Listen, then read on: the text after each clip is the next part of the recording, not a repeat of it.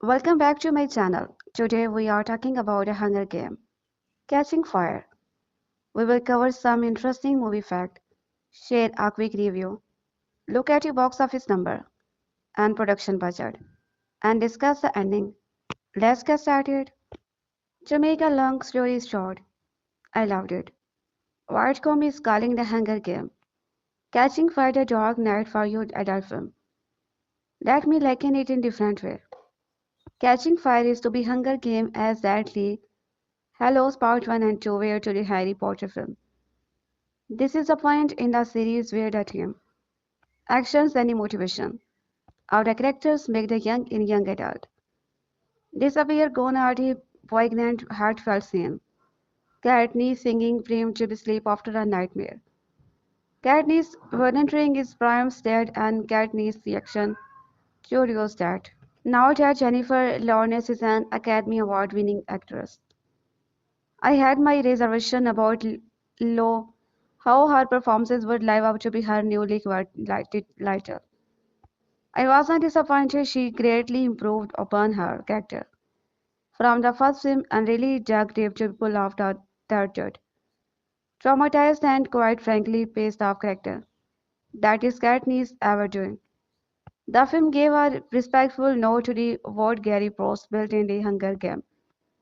However, now director Francis Lawrence was not afraid to bring his own interpretation, and it paid off. I think fans of the series will sleep better knowing Lawrence will be returning to finish his work for the remaining two films. It's surely regrettable they could not secure him from the start. One of the biggest critiques from Rose's direction was the lack of love story between Katniss and Peeta. Plus, let's not forget the not so wise snaky camera syndrome. I agree wholeheartedly. I will admit I am Team Beta. But watching their chemistry, or lack thereof, unfold in the first film was a joke. Rose did not have Lawrence any foster enough for a relationship for the audiences to even understand there was an internal struggle for whom Katniss showed love.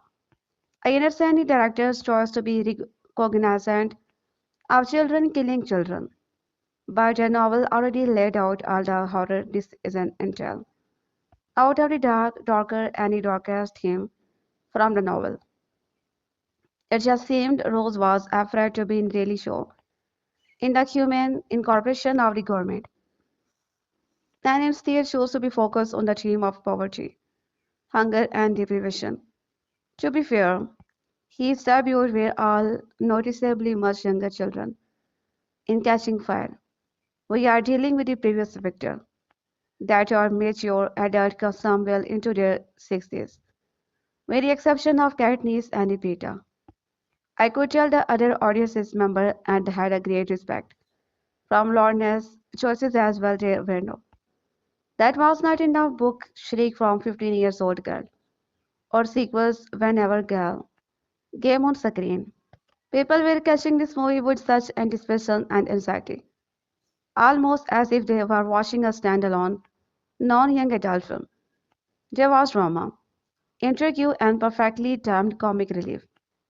However, once in the arena, it was almost hard to be catch your breath after repeatedly getting hit over the head with a roadblock and new psychological challenges. Now let's talk about a brilliant addition to the already rock star cast. And same Carl film, the first film, primarily cast no-name actor. And it worked, however, this film covered significantly darker subject matter. And I am not sure there's something inexperienced actor can pull off in a film of this magnitude. While we are introduced to the bizarre and fighting world of the capital in the first film, skin mutation out of this world makeup, and Oompa Loompa-ish costume, that makeup and costume designer went above and beyond. Katniss' hair was supposedly purposely darker, and her makeup was more bold and daring to match the darker theme of the film. It was almost as if you were watching a fashion show of nightmare. All in all, Francis Lawrence and the cast really hit this one out of the park. I encourage you to see the film. And if you are not as a fan, I am already planning when I can see this again. The Hunger Games based on the books by Golan. We are thrust into the world of Panem, a bleak and far too realistic depot beyond a land set in the distant future. The capital where the wealthy and well-to-do live is portrayed by the country's impoverished and hungry district filled with the workers who are forced to work endlessly to provide the city with the goods and services. They need to be lived long, lavish and luxurious life. We enter the world through the eyes of the Katniss Everdeen, from Panem's most neglected district. District 112 in order to be save her sister Prem, who is drawn from the collection of names despite the odd actually being in her favor. Katniss is unlucky enough to be find herself a tribute in the 74 Hunger Game, an annual event where to be tribute between the age of 12 and 18. One male and one female are forced to be compared in a battle to the death for the Capitol's entertainment as a reminder of their power and punishment from the district failed rebellion. The other tribute chosen Peeta Mellark, a boy from the merchant class who is utterly and madly in love with Katniss, which the two tributes use to their advantage throughout the movie. With a genius vote from the mentor Hamish, Katniss and Peeta managed to be captivated the audience as a star-crossed lover of District 12. They prepare for the competition with over-the-top event and interview, plus some vital training session. Former Hunger Games victor Hamish coaches them on how to be sell themselves to the audiences in hope of getting sponsor, while pointing them toward things they will need to be survive. As the pressure intensifies, Katniss and Peter become more distant from one another, as there can only be one winner. So this star-crossed lover act can't last forever in the arena. After earning the highest winning score, Katniss is the target of the carrier's pack, making her stealth skill a necessity. She is confused and feels betrayed when she discovers Peeta is working with a biggest threat, as he does not know he is actively trying to protect her, almost dying while doing so after the tracker jacket incident. Katniss later allies herself with a blue Amanda, which ends with a District 1 marvel, sparing her just as Katniss taking him down with an arrow.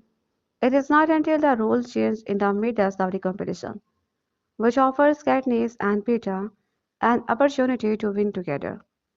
They think that things really heat up, but by the time Peeta is knocking on the death's door, when Katniss eventually finds him, she is forced to put herself in even more danger to save him and bring them both home. After surviving the so-called feast and is successful getting Peeta's medicine, thanks to Trash Katniss returned to their little cavern to heal him and recover from her near-death experience. With Glow, Isabel, when Peeta recovers from his wound, the duo leaves our safety of the cave to find food. Katniss wanders after the hard game, while Peeta collects edible plants hoping to begin their the trend before a showdown with the remaining tribute. However, when a cannon is fired, Katniss anxiously rushes back to be where she left Peeta, crying out his name and receiving no answer in return. She finds a pile of berries, recognizing them as deadly nightlock.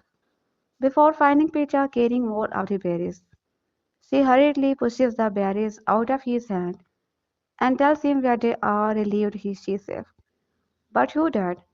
After the shock wears off, they find Fox's face, dead nearby with the berries in her hand. Turns out she had been following Peeta, and that because she overestimated Peeta's knowledge.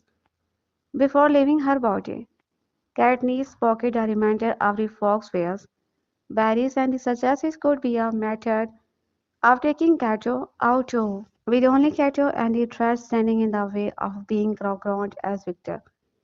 Peeta's Katniss wander through the forest as a whole around them, turned to night despite it being only about noon.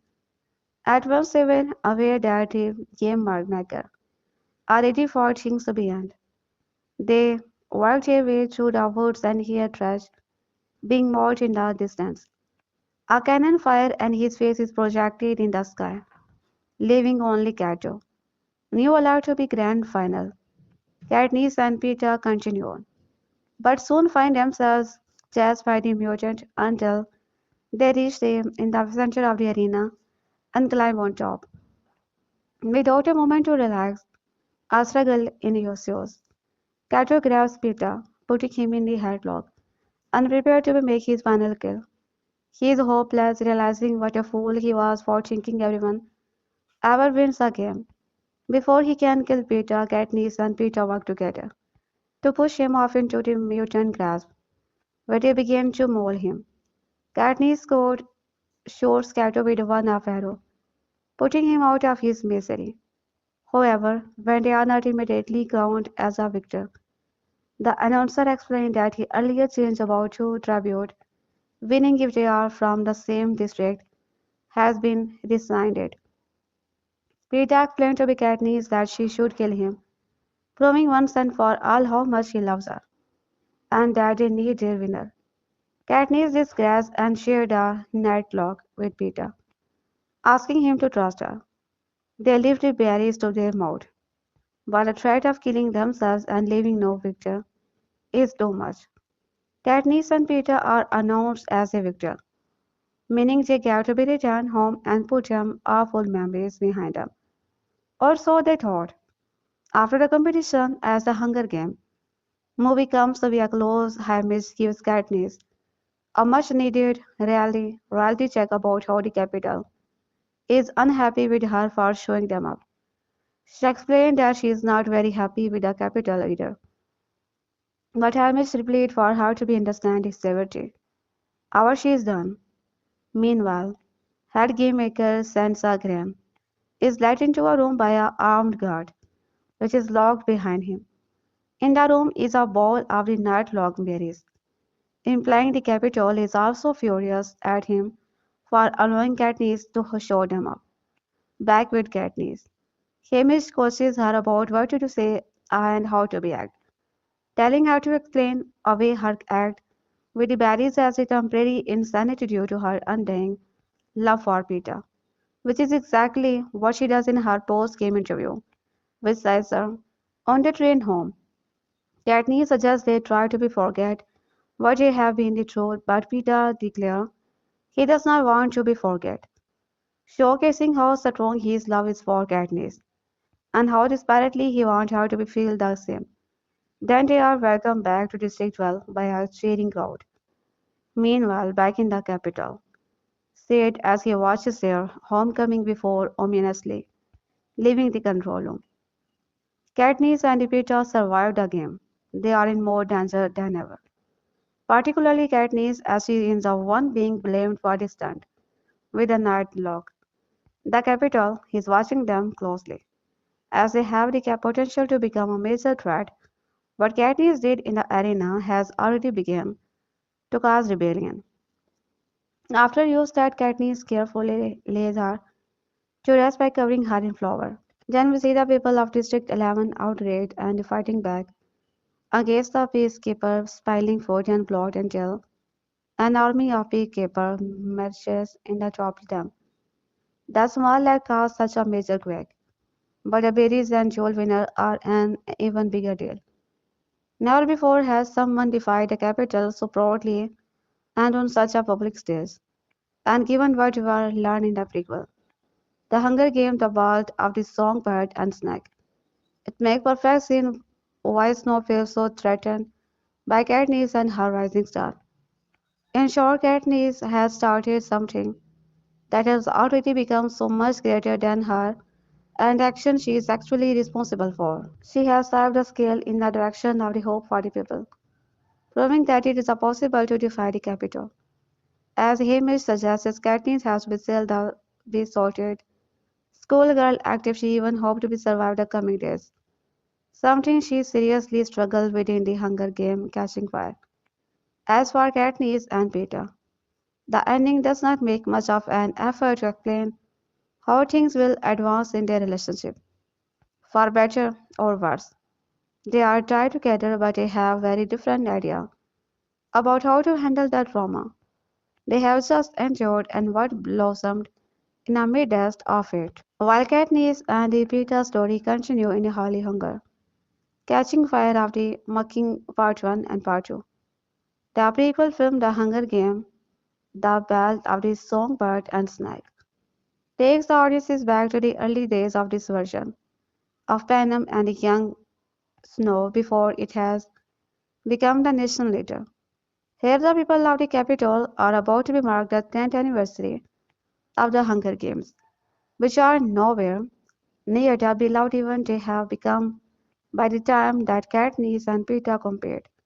And as we come to see, the Capitol has always been fond of changing the rule to increase intrigue and interest. As part of this schooling, Snow and his classmate in the Capitol are each assigned a tribute to guide throughout the competition, with the hope that he will manage to get a Capitol citizen more invested in the fight, making it more of the success moving forward.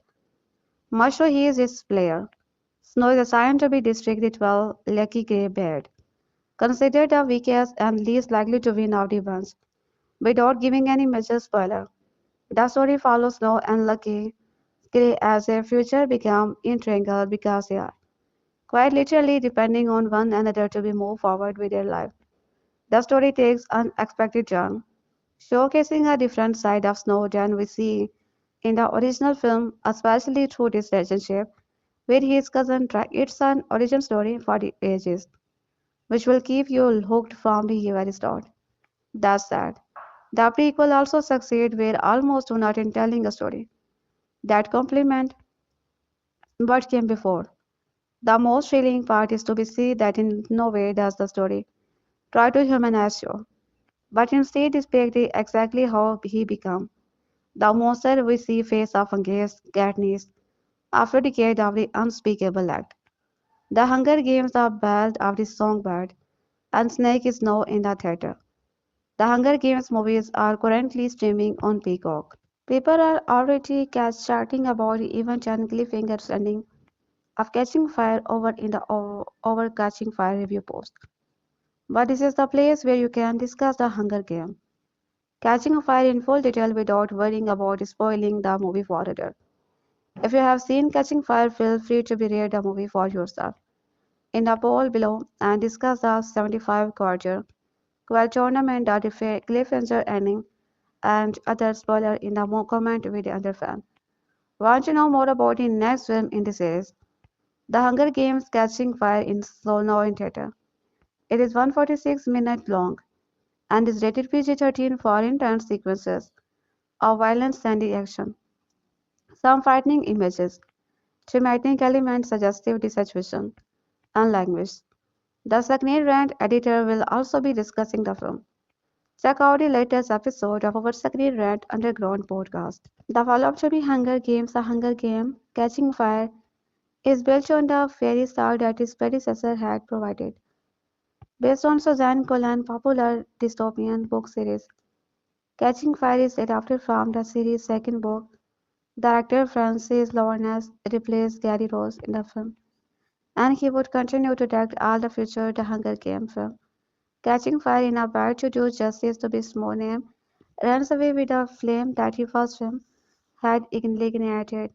The return of his podcast and the addition of the late Katniss Everdeen, Jennifer, and Peter Mellark have returned to be District 12, but their lives are changed.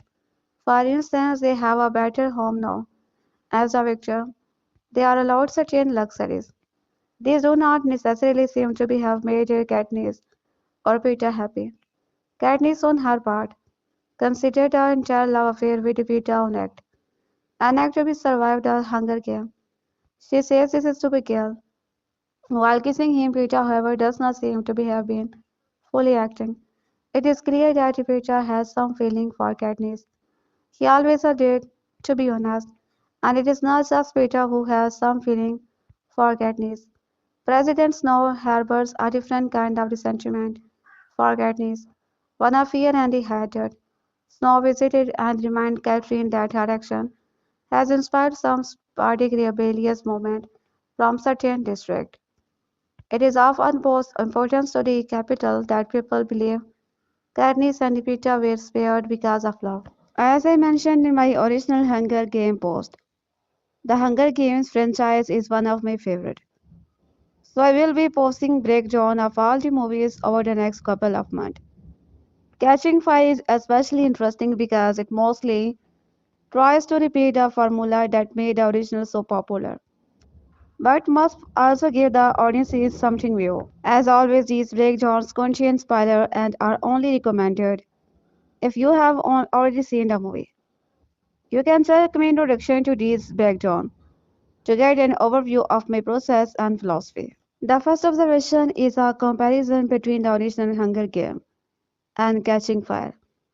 Both of them have similar structure, but with Catching Fire being 146 minutes long, we have an interesting five-act structure, which is pretty unusual in most movies until we start getting into the 2.5 hour to 3 hour length. The setup is pretty similar. In the original Hunger Game, Act 1 is the setup of the world. Act 2 is preparation as Katniss and Peeta get ready for the game. Then Act 3 and 4 are the games themselves. Catching Fire is interesting because Act 1 and 2 both serve as setup, which I think is more interesting than we might expect. The first goal of Act is one of Katniss to convince President Snow that she and Peeta are in a committed relationship. We see at the end of the climax, when they go to the big party at the mansion, that Snow is not convinced. He shakes his head at Katniss, and Katniss has failed at her goal. What really becomes interesting in this setup is Act 2, which I will discuss more in a minute. But Act 2 goal is really to be try to deal with the capital occupation of District 12. Finally, we have the climax of Katniss and Peeta being chosen for the Quarter Quell. So rather than having the one act setup of the Hunger Game, we actually have both Act 1 and 2. From there, the rest of the structure is pretty similar to the original. We usually do not have two setup acts, we usually only one have. Now we could try to be claimed that this is one long setup act, but it would be a running at 52 minutes, which would be a really long first act. We also have a pretty strong climax around the 31-minute mark, when Snow does let Katniss know that her attempt at taking a romance have failed. So what we end up with is pretty short act to that ramp the conflict with the capital and tries to get us pretty quickly to why we are here, which is the game. But of course, the game are going to be a little different than they had been before. We have Act 1 ending around the 33.5-minute mark, where hatches the plan to make people hate Katniss. Then in Act 2, we have Snow's forces coming into the District 12, and we have got Katniss, Peeta, and Gal all trying to deal with the occupation and everything that's going on. This led to the famous scene where Goyle set up one of the soldiers of Snow's army from attacking someone, and he ends up getting the strapped to the whipping post. Then both Katniss and the Peeta eventually come out to try to stop the whipping. The actual climax happens right around that 50 minutes mark, where we have Katniss and Peeta's name chosen for the Quarter Quell. And of course, they are going to have to go back and compete in the games again. This second act starts around the 35-minute mark and they run to be 52 minutes. So it's not even 20 minutes, it's very short act. It's about as short an act as you will generally see in a movie. But it is an important act. I think because we don't have our normal setup. We actually have a pretty complex setup, which is interesting because this is sequel and we ought to be able to be get things up pretty quickly. But the filmmakers and the original novel don't want to be just have a repeat of the same game. And so we have to do this extra work in order to set up the quarter well. and the set up the fact that Katniss and Peeta are going to have to compete again in the Hunger Game. In a lot of movies, like the Avengers, we have once got a mass protagonist where we have an entire group of characters who all share the same goal or movie level goal. And when we get into the games, we have got Katniss and Peeta. And then, of course, we have got some of the other previous winners of the games who from a team that are supposed to be working towards the same goal of survival. First of all, Katniss does not want to be partnered with all of the other previous victors. She wants to save Peeta. That is her goal to save Peeta. But everyone else, including Peeta, has the goal of saving Katniss so that he can become the fact of the revolution. And that will launch us into the third of the Hunger Games movie. So it's interesting that, on the surface, Katniss partly thinks that they have a channel goal of partner and surviving for a while. But all along, she has her own goal, which is to save Peeta. And she's really working against the goal that all the other characters around her have. The follow-up to the Hunger Games Catching Fire, is built on a fairy tale that its predecessor had provided, based on Suzanne Golan, popular dystopian book series. Catching Fire is adapted from the series' second book.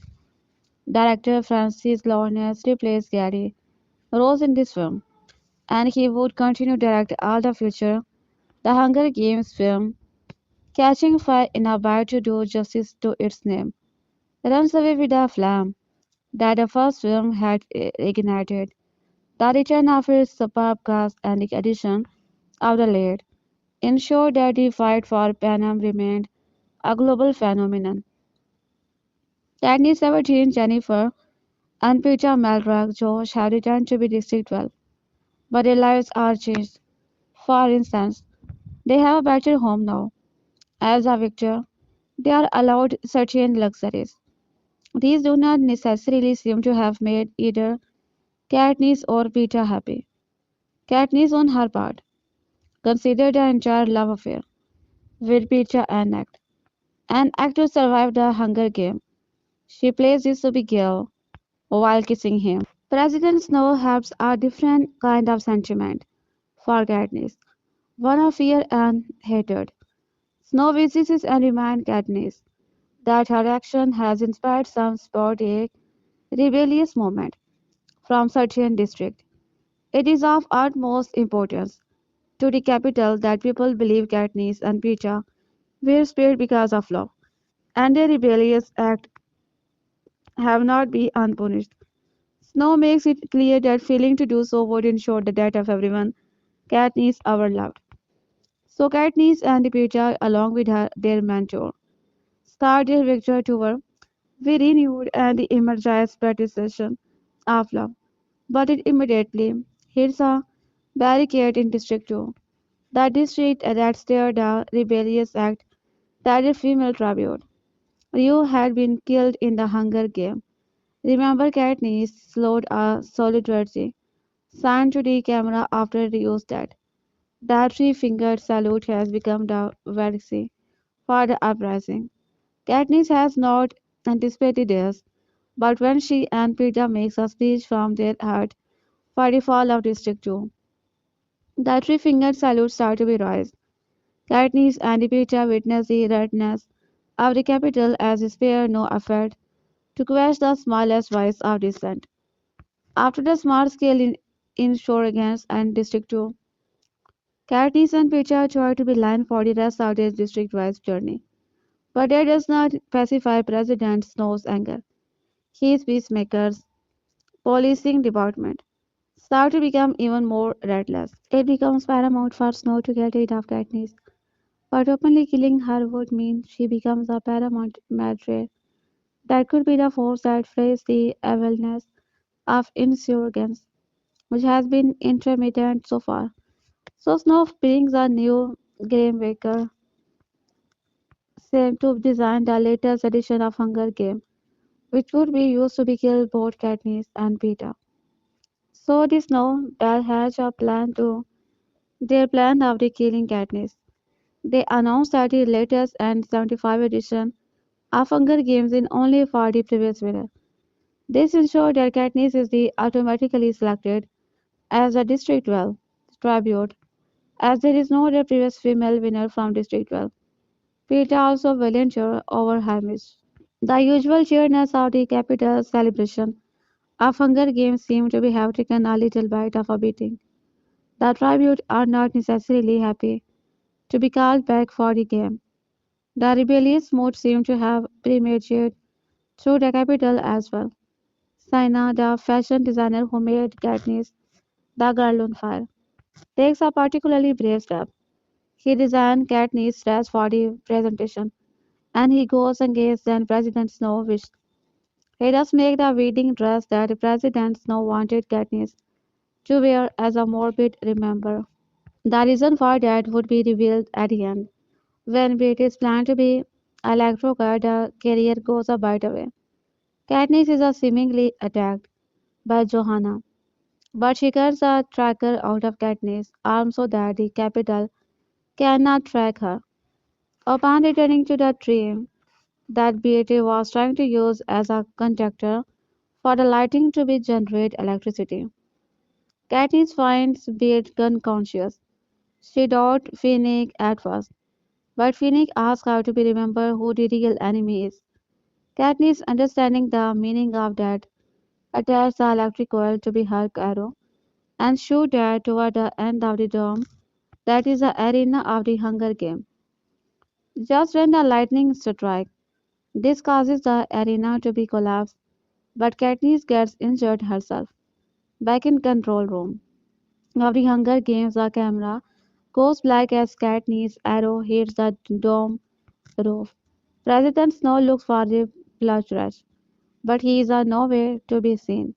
Meanwhile, backside the games arena, the unconscious Katniss is taken away by a rogue have-craft later Katniss would wake up and find Hamish. Finnick and the Plurite together they would reveal that a revolution is underway, and Katniss is a beacon of hope for that. Half of the tribute were already part of it, and that is why they sacrificed their life to save her and Peeta. Is also a key conspirator of the rebellion and is working against No. However, Hamish revealed that Peeta and John did make the cut. They got captured by the capital. This said Katniss attacked Hamish because he promised to keep Peeta safe. It appeared that despite Katniss insisting everything was pretense, when it came to be her and Peeta's relationship, the ending of the Hunger Games Catching Fire offers a thrilling twist, many questions, and the setup for the franchise's final two movies. 1 year after Katniss and Peeta narrowly survived the 74th annual Hunger Game, the capital is more vulnerable than ever and the revolution is seeming. In order to be imposed control over the district, President Snow prepares a shocking surprise for the special 75th Hunger. The tribute must be selected from previous winner. In no time, Katniss and Peeta find themselves once again on the way to the arena for a competition that will change Panem forever. Some of the best Hunger Games characters debuted after the first movie, including the Finnick and Joanna. The Hunger Games. Catching Fire also elevate the danger with a set of deadly enemies. After all, they survived a violent game in the past, and an arena that functioned like a clock.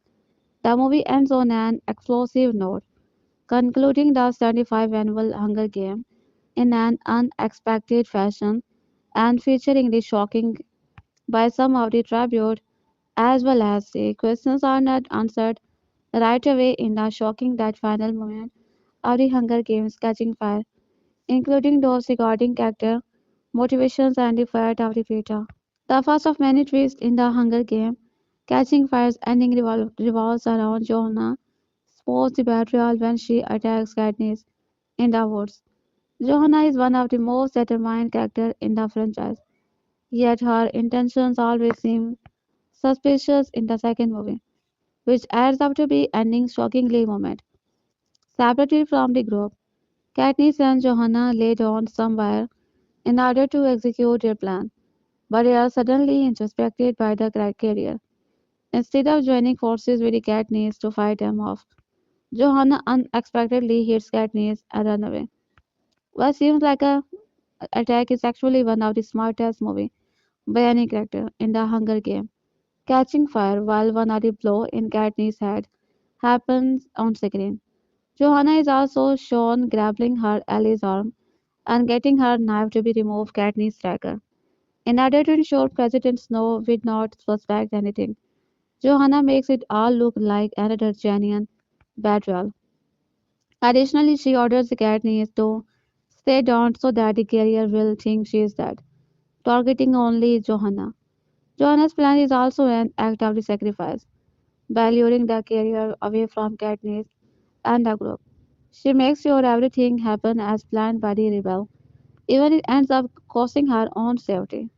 At the end of the day, Johanna is captured by the capital and undergoes horrifying torture.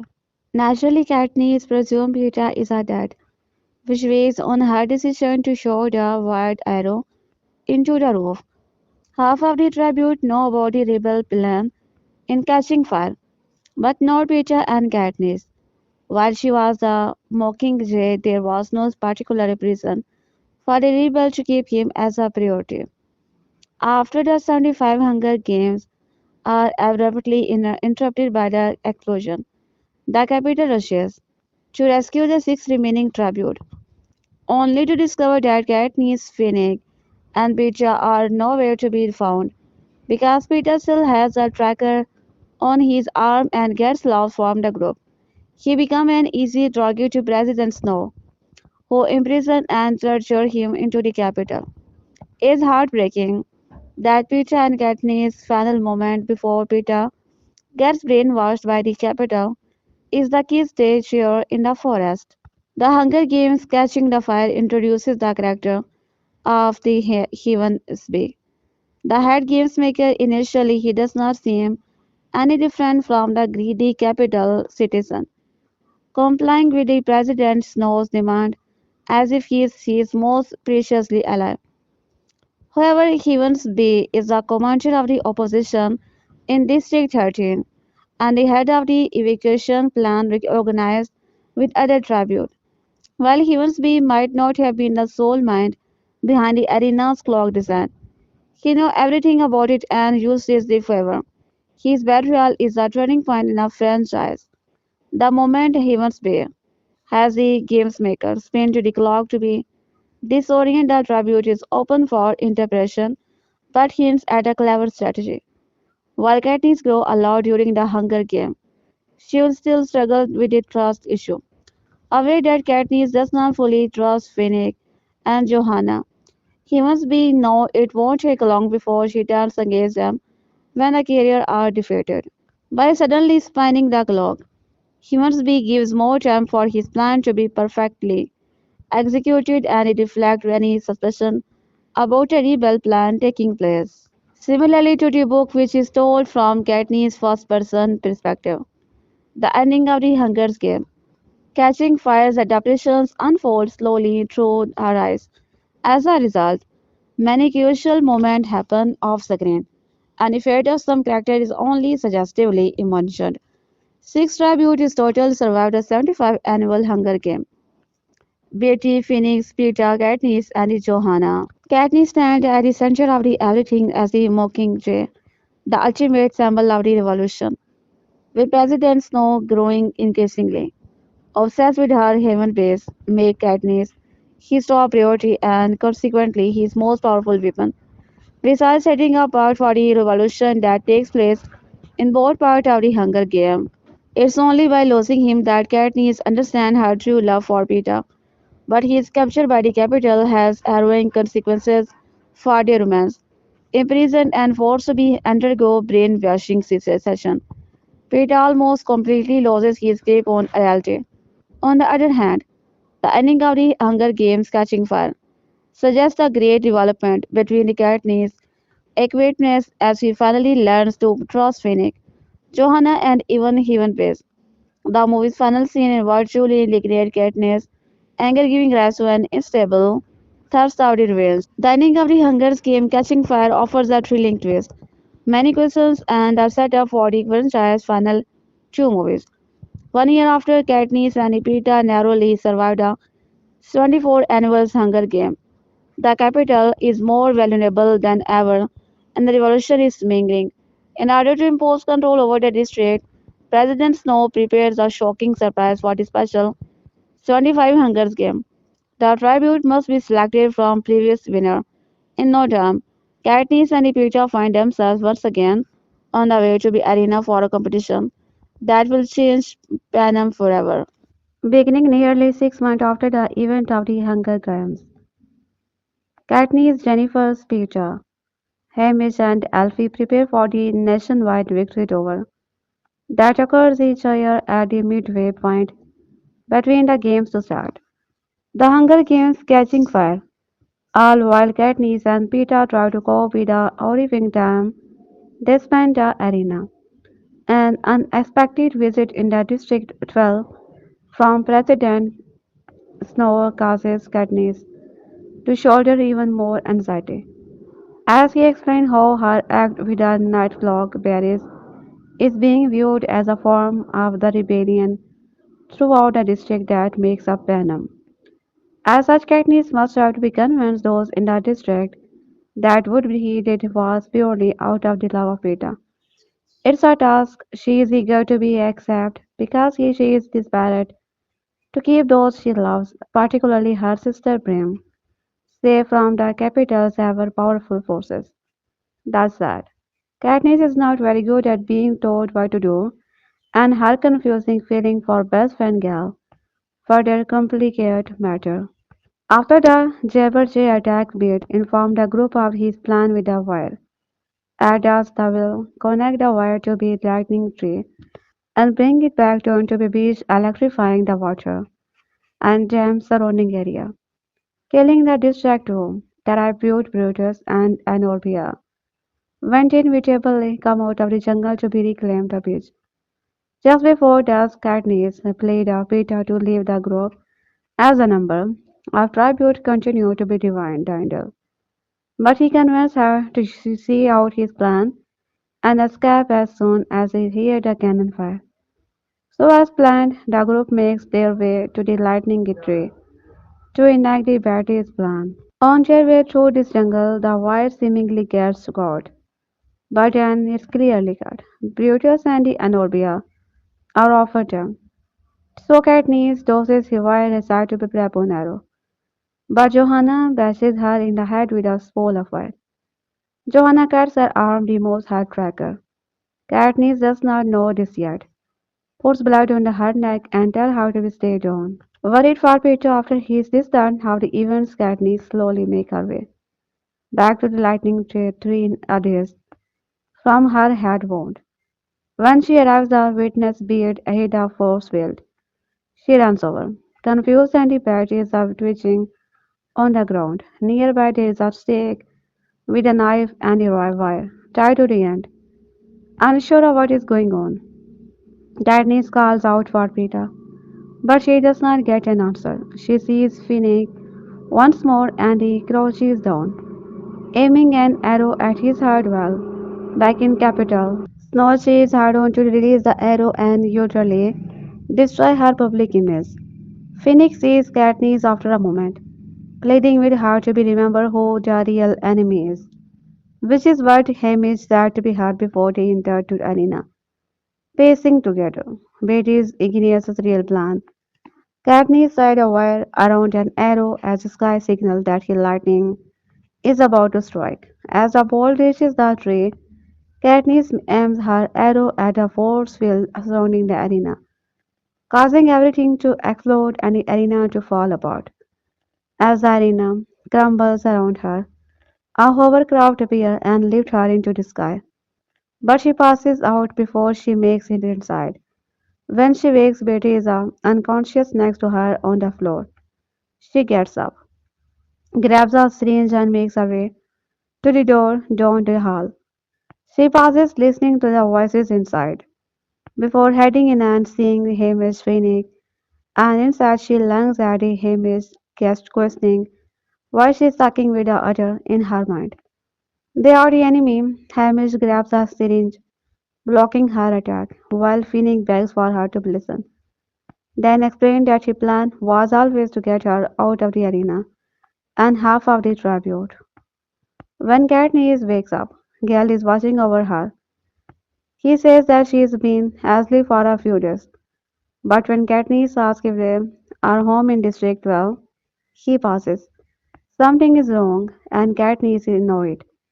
So she asks about Prime, and Gale assures her that their families are safe. Katniss asks Gale what happened, and he explained that the capital sent in the hovercraft after the Quarter Quell unceremoniously ended and firebombed it. He managed to get some people out but painfully informs her that there is nothing left for District 12.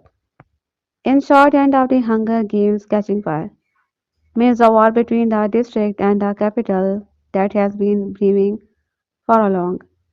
Since even before the event of the prequel, The Hunger Games, the bell of the sun sung bird and shake, is finally opened up. Once again, Katniss has shown up to be capital. Her stunt with the berries in the Hunger Games is nothing compared to the cutting the Quarter Quell shot, allowing multiple victors to live, and escaping the seemingly never-ending reach of the capital. Turning out to be a rebel is also quite a shock, but it shows Katniss and the audiences just how much support there is for this fight. Even within the rank of the capital, however, Peeta being in the clutches of her forest enemy is not something Katniss will be able to be handled well. As well, we see from her lashing out at Hamish when she discovered the news. Between that and her rage over Snow destroying her home and killing thousands just to be punished her, plus the reveal that District 13 has been alive for the last 75 years changes everything. How have they managed to be stay out of the capital's reach? How did they survive? What is life been like for them? And above all, why are Katniss and the other there? It's clear they are planning a big role in that rebellion. But to what extent? Just about everything regarding District 13 is a major question heading into the Hunger Game. Mockingjay Part 1. As we see Vida Snoke changing the rules for the Quarter Quell in the Hunger Game. Catching Fire the Capitol has no reluctance to be change the rules to make it the biggest spectacle possible. This is exactly where the prequel, The Hunger Games, the songbird and the snake begin, taking us back in time to the early days of the new Panem. After the first attempt at rebellion from the district, the capital is nothing like we anticipated, and now it will come to be. They are struggling to be recovered from the war, which we see directly from the eyes of a young glorious now. In a sign of powerful international prospectus of the Hunger Games catching fire, the sequel has launched impressively with $6.3 million at 962 screen in its first weekend in Brazil, more than double last year's opening of the Hunger Games. Lionsgate noted that immediate in the local currency. The increase was nearly triple because of a 28% devaluation. It's the first market to be released catching fire, with Jennifer Lawrence pictured above with Josh reprising her role as Katniss Everdeen. The Hunger Games took in the $409 million in the US, or nearly 60% of this worldwide total of $691 million. The sequel is expected to take in far from more internationally than a $283 million foreign game for the Hunger Games. As international movie judges become more familiar with the books and movies, Alan Gould, an analyst with the Overcore, has predicted that the worldwide gross for Catching Fire will be $950 million, $375 million domestically, and $575 million internationally. The Brazilian total for the Hunger Games was $10 million. Brazil has been one of the most explosive growth markets in recent years. Due to a local holiday, Catching Fire is opening in Brazil a week ahead of the November 22 launch in the US and 65 other foreign markets. Catching Fire is acted by Francis Lawrence and based on Suzanne dystopian book trilogy. The sequel starred with Katniss Everdeen and Peeta Mellark embarking. 2013 was filled with plenty of the superhero and blockbuster film that is solid business at the box office. It appears that Katniss has come out to be victor. Lionsgate announced today that Hunger Games Catching Fire has now grossed $409 million domestically, which surpassed Lion Man 3. $409 million total to make Catching Fire the top grossing film of 2013. That's quite an impressive feat, and considering the Catching Fire did not enjoy the 3D surcharge that the other top grossing 2013 films like Man of Steel and Despicable Me 2 did. In fact, Catching Fire and Fast and Furious 6 are the only film in 2013 that topped and highest grosser that did not play in 3D. Catching Fire's worldwide total now stands at a astounding $832 million, and it's the first film with a solo female lead to be take the top box office spot since 1973's The Exorcist. Here's hoping Catching Fire's success is a sign of things to come. For more on 2013 box office, be sure to check out our resident Match Genius brand latest installment of the Sandmat, which features a fascinating and in-depth look at last year's box office. Read a full press release after the jump. 2010 were a great time for movies. Many fan movie franchises were launched in those years, such as MCU Dutch Chris Pratt-led Jurassic World trilogy, and Zack Snyder launched at the heel of the Harry Potter and the Twilight franchise Lawrence. Directly the Hunger Games capitalized on the way genre fascination with themes of the sacrifice trauma and accurate political commentary with expressive upcoming talent like Lawrence Liam Hemsworth, a thrilling story and a realistic immersive world building the franchises await fans worldwide. The story is set in the backdrop of a post-apocalyptic nation called Panem. We see tribute forced to be participate in a televised that emerged as a punishment for a past rebellion. After years of the oppression, our hero Katniss finally joins the games and turned the establishment upside down. Between 2012 and 2015, the four movie The Hunger Games, The Hunger Game Catching Fire, The Hunger Games Smokingly, Part 1 and The Hunger Games Smoking Jay Part 2 became a worldwide phenomenon, earning over $300 billion worldwide and changing the YA dystopian genre for good. Now fans of the franchise have a few days left to be watched the movie. On streaming as the Hunger Games franchise is said to be leave Peacock in 2 days. Once the franchise leaves its home, it won't be available anywhere, also except on VOD. For fans who would be love to revisit or check out a movie, it's a race against time. After Katniss Saga wrapped up a prequel, The Ballad of the Songbird and Snake has released in 2023, starring Tom Blatt.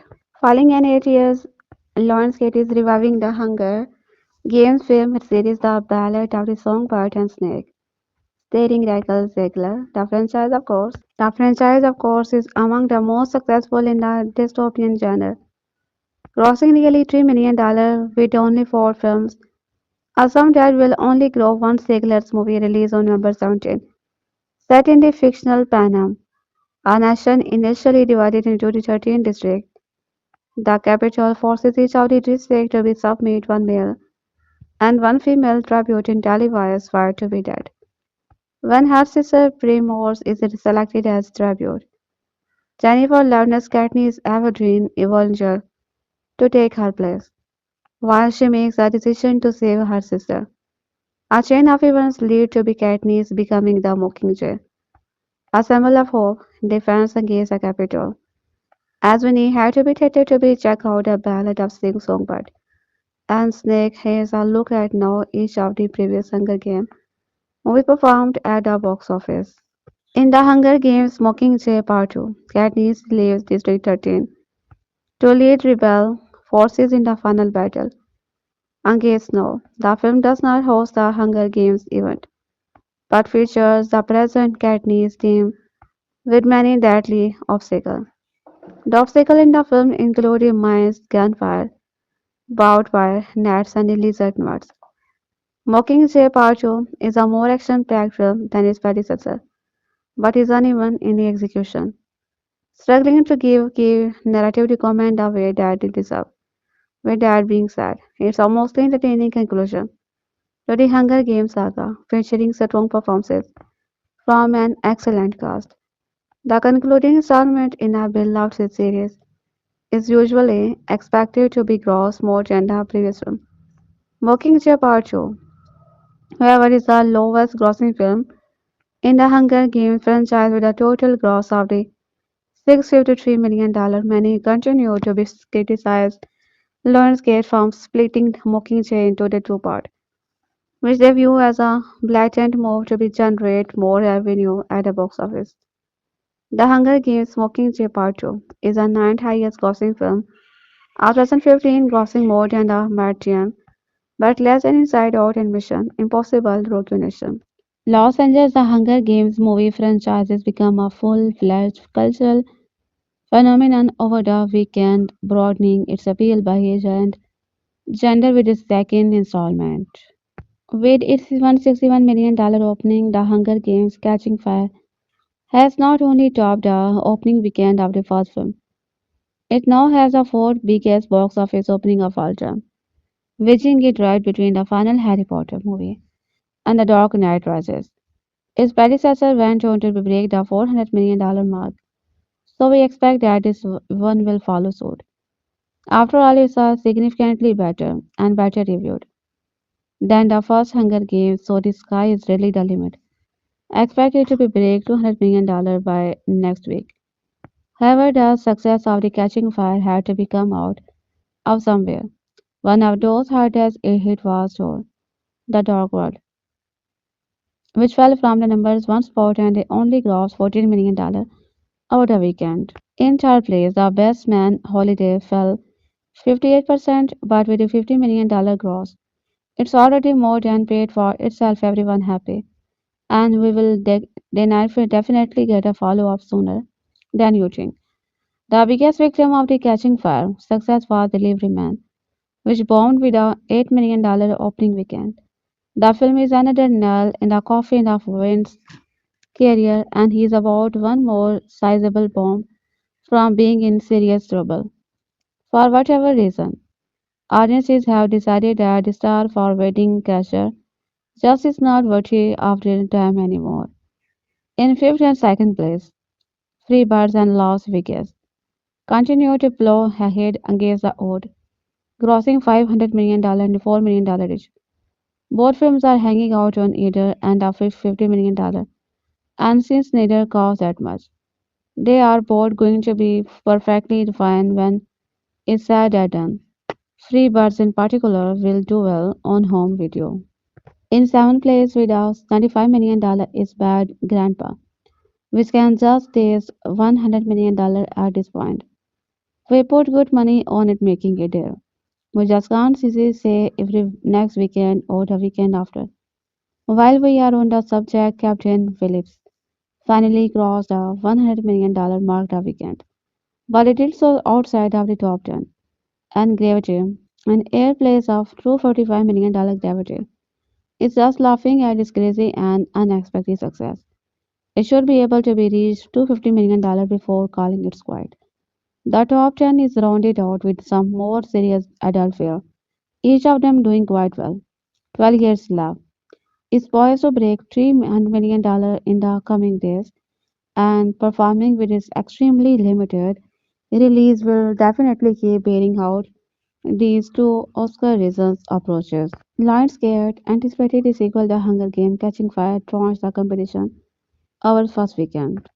The gross handily beats the $152 million opening of The Hunger Games, which opened in March 2012, and it stands as the best number debut of all time ahead of the Twilight Saga, New Moon, which bought with the $142 million in 2009. Only three films have over opened higher than Catching Fire: The Avengers, Iron Man 3, and Harry Potter and the Deathly Hallows Part 2. Many protagonists this one included it throughout Catching Fire might surpass Iron Man 3's opening earlier this year. Man 3 opening earlier this year, but a superhero sequel had a notable advantage of 3D because catching fire is well shot. Still, if estimates hold up, when final grosses are released tomorrow, Catching Fire will have bested The Dark Knight Rises as the highest 2D opener of all time. Rises put in a $160 million during its opening weekend in 2012. Even without reappeal, Catching Fire played very well on IMAX screen. The large screen format accounted for $12 million of its domestic debut. Catching Fire played to be audience in all four quadrant crowd over 25 and under 25 were evenly split. The passionate viewers who saw the film this weekend awarded the film an fantastic cinema score grade, which will yield great word of mouth as the film entered the lucrative Thanksgiving period this weekend. It seems likely that holiday business will help Catching Fire surpass The Hunger Games for $8 million domestic total, but he will have to be watched and see whether that actually happens. Review The Hunger Games. Living up to the hype, Lawrence Gates, The Hunger Games, Catching Fire, devoted an estimated $25 million in Thursday night grosses as it began rolling out in North America. The sequel surpassed by 28% at $19.7 million earned by the first Hunger Game on its first night of release in spring 2012. The film went on to gross $152 million in domestic debut, and many are betting on Catching Fire to take in considerably. Catching Fire Salad Thursday performances represented one of the best number of all time. The top midnight and near remain. It was either going to be the Hamish Abernathy or Peeta Mellark as the District 12 male tribute for the 75 Hunger Games. The third Quarter Quell in the Hunger Games Catching Fire, and a film would have been a lot different if Hamish was in the arena instead of Peeta. The 2013 dystopian action movie, directed by franchise Lawrence, is based on the Susan Collins book of the same name and the second installment in the Hunger Games film series. In the sequel, the Capitol forced Peeta and Katniss for Everdeen to play the games again due to the horrific tradition. Before the raping the Hunger Games, the Catching Fire, Katniss made Hamish promises that he would volunteer if Effie picked Peeta's name because he wanted to keep Peeta alive by any means necessarily. However, Hamish explained that he could not do anything if his name was drawn, since Peeta couldn't volunteer protect Katniss in the arena. And that's what happened. Consequently, Hamish traveled with the Katniss and Peeta to the capital. To mentor, then the Peeta would have to take on mentor role if Hamish was a District 12 male tribute instead. Throughout the Hunger Games series, Hamish was always Katniss and Peeta's mentor. Even after the third quarter quell, he was there, confident and someone who could understand their plan and behavior like no one else. So it would have been intriguing to see the role reversal between the Hamish and Peeta. So it would have been intriguing to see the role reversal between the Hamish and Peeta. With Hamish as a tribute and Peeta as a mentor, however, Hamish undoubtedly would not have been able to be help himself by giving Katniss advice and strategic tips. Peeta was one of the most level-headed characters in the franchise, meaning he would have been a fantastic mentor. The only problem in his feeling for Katniss. Peeta would likely prioritize Katniss over Hamish, which Hamish would have been understood, but Peeta's negligence still would have been disadvantaged Hamish once he entered the arena in the Hunger Game. Once Hamish and Katniss entered the clock team arena in the Hunger Game, catching fire, Hamish had an advantage that Peeta did not in the film. He was one of the Hunger Games characters who knew about the rebel plan. As some recall, the third quarter quell did not end when there was one of tribute left standing. Instead, it concluded when Katniss blew open the arena force field, allowing the rebel Havecraft to be rescue some of the remaining tribute, and marking the beginning of the second rebellion. Rescuing Katniss from the arena was a priority from the start. Hamish's knowledge would have been made it easier for the girl on fire to ally with the Fennec out here and Johanna Mason. who were both who also did plan. Neither Katniss nor Peeta knew about the rescue, making it more difficult them to be trusted tribute. After President Snow announced the twist for the third quarter quell in the Hunger Game, catching fire one of the Katniss and the Peeta's priority was making sure that they lived. Even Peeta was quickly on the draw than Katniss. Their feeling for one another outweighed all other concern, meaning they were constantly worried about each other in the arena. Katniss was focused on ensuring Peeta's survival, not winning or keeping the spark of the rebellion alive. However, if Hamish was the district well male tribute instead of Peeta, Katniss would have to be worried about guaranteeing Peeta's safety. Since Peeta competed in the 75 Hunger Game, his presence added in another level of difficulty to the rebel plan. They knew business Katniss would have agreed to be the Mockingjay if they don't protect the Peeta as a result tribute, like Finning, Mega, Flangen, and Vanavdi morphing and saved Peeta in the Hunger Game. One cannot say for certain whether Hamish would have been survived or dead during the third quarter quell in the Hunger Game. Catching fire he is older than Peeta, so his age was a disadvantage but that was not a problem for Betty. Plus Hamish would have been aligned with the likes of the Katniss, Finnick, and Joanna who would have kept him safe. However, Hamish could have been slowed and done due to withdrawal from alcohol in the arena, meaning he might have had to be sacrificed himself to save the other, or a freak accident like the poisonous fog or the blood rain might have been killed Hamish. He also could have been captured by the Capitol, like Peter was the Hunger Game, catching fire's ending. A case could be made for Hamish's survival for that, but fans will never know the definite answer.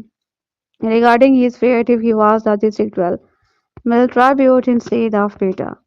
One of the most significant ways the Hunger Games film series would be different hit Hamish competed in the third quarter. Well, instead of Peter would be Peter's fate. After Katniss broke the force field, the rebels saved her, Finnick and Betty from the arena. However, the capital captured Peter, Johanna, and before the rebel could get to be them. If Peter had not been in the arena in the first place, President Snow forces would not be have been able to be kidnap him, and he would be safe from the capital's control. The hijacking would not have happened to be Hamish and Peter's swapped role in the Hunger Game, catching fire, swaying, saving Katniss up and Peter from immense pain. Peter would have known of the plan and been having their Katniss woke up in the hovercraft instead of being taken hostage and tortured for weeks. One of the biggest plot points in the franchise is when the capital hijack. We tend to be thinking Katniss is the enemy. The hijacking would not have been happened if Hamish and Peeta swapped role in the Hunger Game, catching fire, saving Katniss and Peeta from immense pain. Before leaping in the Hunger Game, catching fire, Katniss made Hamish promises that he would be volunteer if Effie picked Peeta's name because he wanted to keep Peeta alive by any means. However, Hamish explained that he couldn't do anything if his name was drawn since Peeta couldn't volunteer protect Katniss in the arena. And that's what happened. Consequently, Hamish will travel with Katniss and Peeta to the capital to mentor them. But Peeta would have been to take on the mentor role if Hamish was a District 12 male tribute instead. He was a dead confident and someone who could understand a plan and behavior like to be one else. Throughout the Hunger Games series, Hamish was always Katniss and Peeta's mentor. Even after the third quarter quell, he was their confidant and someone who could understand their plan and behavior like no one else. So it would have been intriguing to see the role reversal between the Hamish and Peeta, with Hamish as a tribute and Peeta as a mentor. However, Hamish undoubtedly would not have been able to be help himself by giving Katniss advice and strategic tips. Peeta was one of the most level-headed characters in the franchise, meaning he would have been a fantastic mentor. The only problem in his feeling for Katniss, Peeta would likely prioritize Katniss over Hamish, which Hamish would have been understood, but Peeta's negligence still would have been a disadvantage. Hamish once he entered the arena in the Hunger Game, catching fire, even if Hamish was more familiar with the other tribute. Once Hamish and Katniss entered the clock-themed arena in the Hunger Game, catching fire, Hamish had an advantage that Peeta did not in the film. He was one of the Hunger Games characters who know about a rebel plan. As some recall, the third Quarter Quell did not end when there was one tribute left standing. Instead, it concluded when Katniss below opened the arena force field, allowing the rebel hovercraft to rescue some of the remaining tribute and marking the beginning of the Second Rebellion. Alan Richardson explained why he lost out in playing a different role in The Hunger Game, Catching Fire. Richardson played the role of the Claus in The Hunger Game. Catching Fire, his co-star included Jennifer Lawrence as Katniss, Peter Sam Gafflin as Fennec. But Mansell Richardson lost out in Hunger Game. Catching Fire role is explained. Why Richardson does have a role in the film. The actor initially auditioned for the role of the Fennec. At the time, Richardson was turned down for the role, being told that he was too old and unlikely to break out at the age of 30. The role of Finnick Ogier eventually went to be Kathleen. The casting team's reason for rejecting the Richardson seems old, as the actor is less than 4 years older than Kathleen. Still, Kathleen does have a younger look, making him a better choice to play the charming and handsome Finnick, whose good looks are a notable element to his character. The Hunger Games book. Another interesting part of this casting choice may come in the reasoning that Richardson would not be able to break out of 30. Looking at Richardson's career between then 2004, this prediction could not have been more off base. Richardson was put on the map in his late 20s when he acted in the series Blue Mountain State from 2008 to 2011. Since then, Richards got his biggest breakout age of 40 when he began starring as a titular Jack Reacher in the Prime Video series Reacher. Since acting in the Reacher, Richardson is a new, more sought after actor. A year after Reacher season 1 began, Richardson landed a supporting role in the action film car Fast X. This year, Richardson played a lead role in Ordinary Angle, a drama co-starring Hilary Swank. The actor is also said to be star in the action film The Ministry of Undergarmently Warfare among the several other films. So Jesus may have lost out on a phoenix in the catching fire, but he did not miss his chance for a big break. As one of the few actors, characters associated with the capital and the same term. Aquarius portrayed a rebellion. China was a unique, important part of the Hunger Game franchise. Ranked as one of the Hunger Game Law's best characters in the unfolding events of Hunger Game, catching fire, the attack on China and China, and his off-screen death shook the Hunger Game timeline. Catching fire showed China being removed by the peacekeeper before Katniss Everdeen went into the Quarter Quell. His arrest was one of the moments that made audiences cry. China's interactive report of the rebellion is Katniss' stylist made him a target for the capital.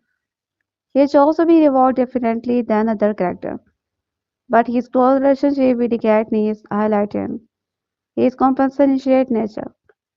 Sadly, it also foreshadowed that his vulnerability would lead him to be disaster. As one of the few characters associated the capital, land, and the same time, a quiet supporter of the rebellion, was a uniquely important part of the Hunger Game franchise. Ranked as one of the Hunger Game best characters, he was also capable of powerful tactics for the sake of the alliance with the Katniss, controlling her public image, while the capital used manipulation to create the game. Used the same time of the calculation as he created revolutionary outfit. Katniss' participation in the Quarter Quell symbolized her defiance as a mockingly, but is also blasted her image as a threat to be capital. President Snow had no intention of letting Katniss survive and was prepared to be used every measure to ensure her death. Through China's evaluations, President Snow hoped Katniss would show sign of the weakness as a witness her stylish last moment before the games began. This loss also stripped her for the protection she received during China's life. Was one of the few moments Katniss had, and he sacrificed himself for a greater cause. Katniss' white dress during the Quarter Quell tribute interview defined her resistance. It was evident that in President Shaw's eyes, Senas would have to be paid the price. Even there was not a scene showing President Shaw ordered for Sena's death. There was clues that Snow was behind the attack. He warned Katniss that she would also lose everyone she loved if they did not follow the rule. Sena's attack was connected to the capital's retribution policies.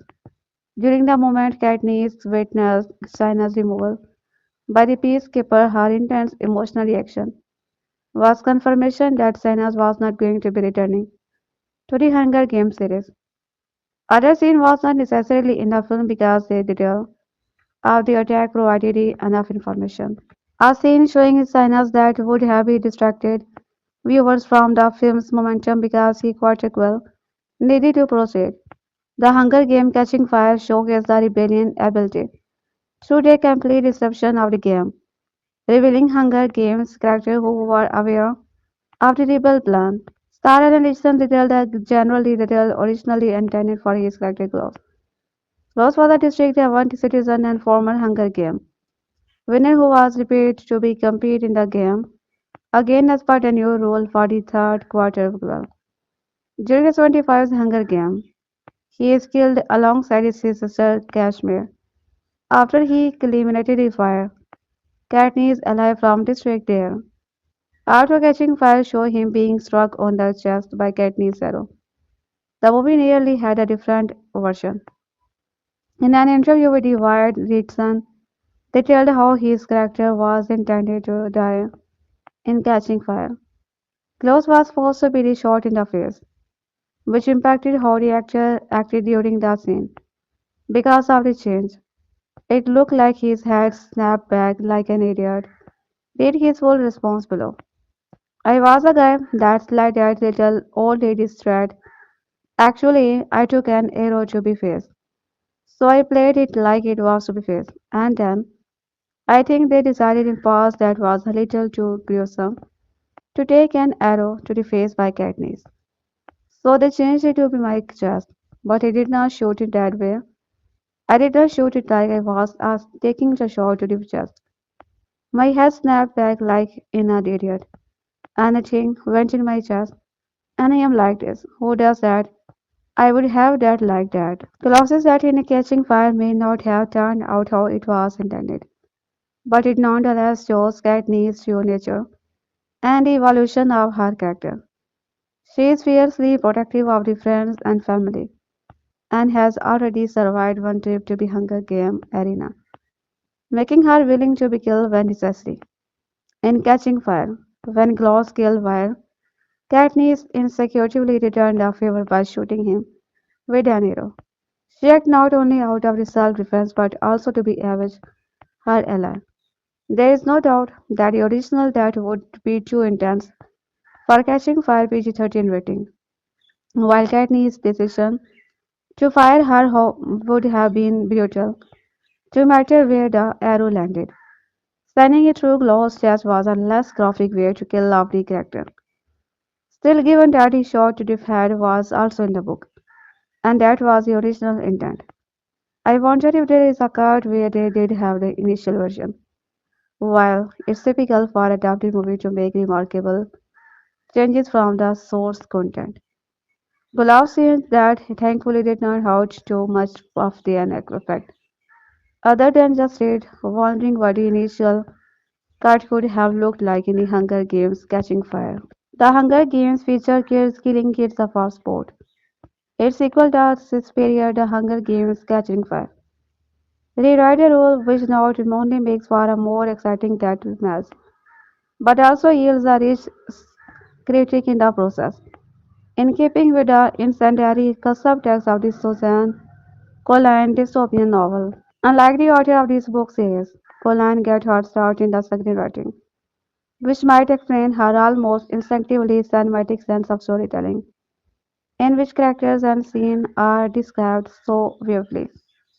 Fans can scarcely wait to be see how they will be translated on screen on that level. And despite its hefty $691 million worldwide, The Hunger Games was a disappointment, clumsily shot and strangely cast, was nearly a decade too old, while Josh was hardly the stock Rebecca's son reader had pictured. Good and Daddy reigns have passed from Hunger Games. Helmer, Gary Ross's to Francis Lawrence are directed with a firm grasp of large canvas filmmaking, equally skilled at dense, wide-knuckle sci-fi and bad, apologetic romance as evidenced by his excellent yet under-screen circus sooner. Fortunes have changed significantly for Katniss Everdeen since the starvation days of Life District 12, making good in on Scarlet O'Hara's vow. She and her clan will never be hungry again.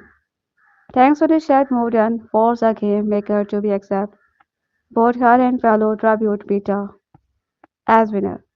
The country corrupt figurehead President Snow does not take kindly to being outwitted, however, and his latest game to keep the people of Panem stuck will Peeta survivor. The story opens as Katniss and Peeta make their victory tour, during which they are permitted not only to be observed how the other 11 districts live, but also to be glimpses the nascent sign of rebellion throughout the country, as unspecified portion of the United States set in a not so distant future.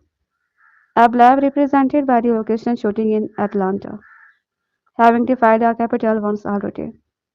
The couple signifies hope to all those who feel oppressed, just as the story galvanizes real world and Judy feeling the same way. More than half of the film unfolded before the 75th annual Hunger Games actually began. Much of that time is spent expanding our understanding of the relentlessly oppressive society and raising the stake of the uprising in store. As the couple then shifts between the districts, we see how Snow's stormtrooper buckle down on what little freedom remains. The Hunger Games is a good enough movie. The world building in nearly portion is well done and engaging, but by the time you get to the actual games of battle, things fall apart. At the point you have a long girl running around the woods, trying not to die, not talking to anyone. That's only to be interesting. Susan's Collins novel gets away with this. The first person point of view makes you privy to the enormous thoughts of the heroine Katniss Everdeen, portrayed by the Jennifer Lawrence in the film. She spends a fair amount of time gazing into the distance. If you have read a book, you'd know she is thinking about Gil or her sister Pam, but if not, you have no idea. The Hunger Games Catching Fire, based on the second book in the colline, follows the same pattern. What Katniss thought was a ploy to stay alive. That's done with the opposition barriers in the first film, has been viewed by the oppressed masses as an act of defense, and the young woman has become a symbol of the resistance, like it or not. You can imagine that the power that he be or none to place by this, and after she fails to quell the resentment on the tour even when trying to the partly land. Rebellion is so ingrained in her that she managed to incite upheaval. A convoluted series of events faces her back into the Hunger Game arena. In a lot of the adaptations, the filmmaker rushed the event, trying to fit in every detail. But here, the pace is even and never feels overly compressed. All of the heavy lifting on the front end is fantastic. The scope was rather limited in the first film, but catching for broadened the spectrum, visiting more than of the district even briefly. gives you a better overall feel for the state of the world. Again, the out of control fashion of the capital is extreme. And over the top, we are talking about a place where Bloma is in fashion just so you can keep eating tastefully, delicious, but even within this casserole of that sense. There is a subtle undercurrent of dissatisfaction. The fact that Effie drinkers, Katniss and Peeta's Bandler, and ultimate social climbing party girl, is more better plight and the hypothesis and injustice of it all is all you need to be know. Both sides various parts of the propaganda attempting to be manipulate public opinion and turn into their favor, subverting the system from within. Watching this you wonder whether or not all of this work. All of this momentum will get again by for not. It's fun and Katniss and Peeta face off against opponent who are all previous victor themselves. This is definitely less compelling than the earlier act, but it's not completely stark like the predecessor. Instead of being alone, the two have a collection of allies. Their crew included Fennec Order, who is just the right level of smarmy. Not so much that you can't overcome your initial distrust when he turned out to be the decent guy, and Johanna Mason, who presenter of better experience to the world to be high up, deep bound. All of the previous winners have been irreparably damaged, not only by the time in the arena, but what followed by the realization that their lives truly belong to be capital, as high ministerial charges you never get off his brain. Watching multiple people interact is definitely more interesting. The film begins with Katniss Everdeen having returned home to be District 12, safe and sound. After winning the 74th annual Hunger Game, along with fellow tribute Peeta Mellark.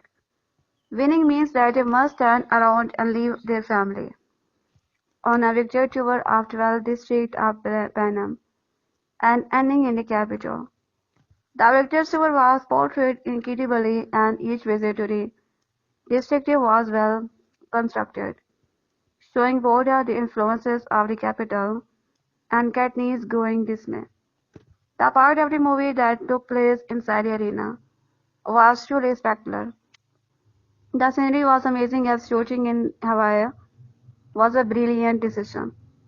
In the first film, the only real intense part was when the capital mutant chased Katniss and Peeta. However, in this film, there were terrifying baboons, audacious folk, and Peeta's heart even stopped.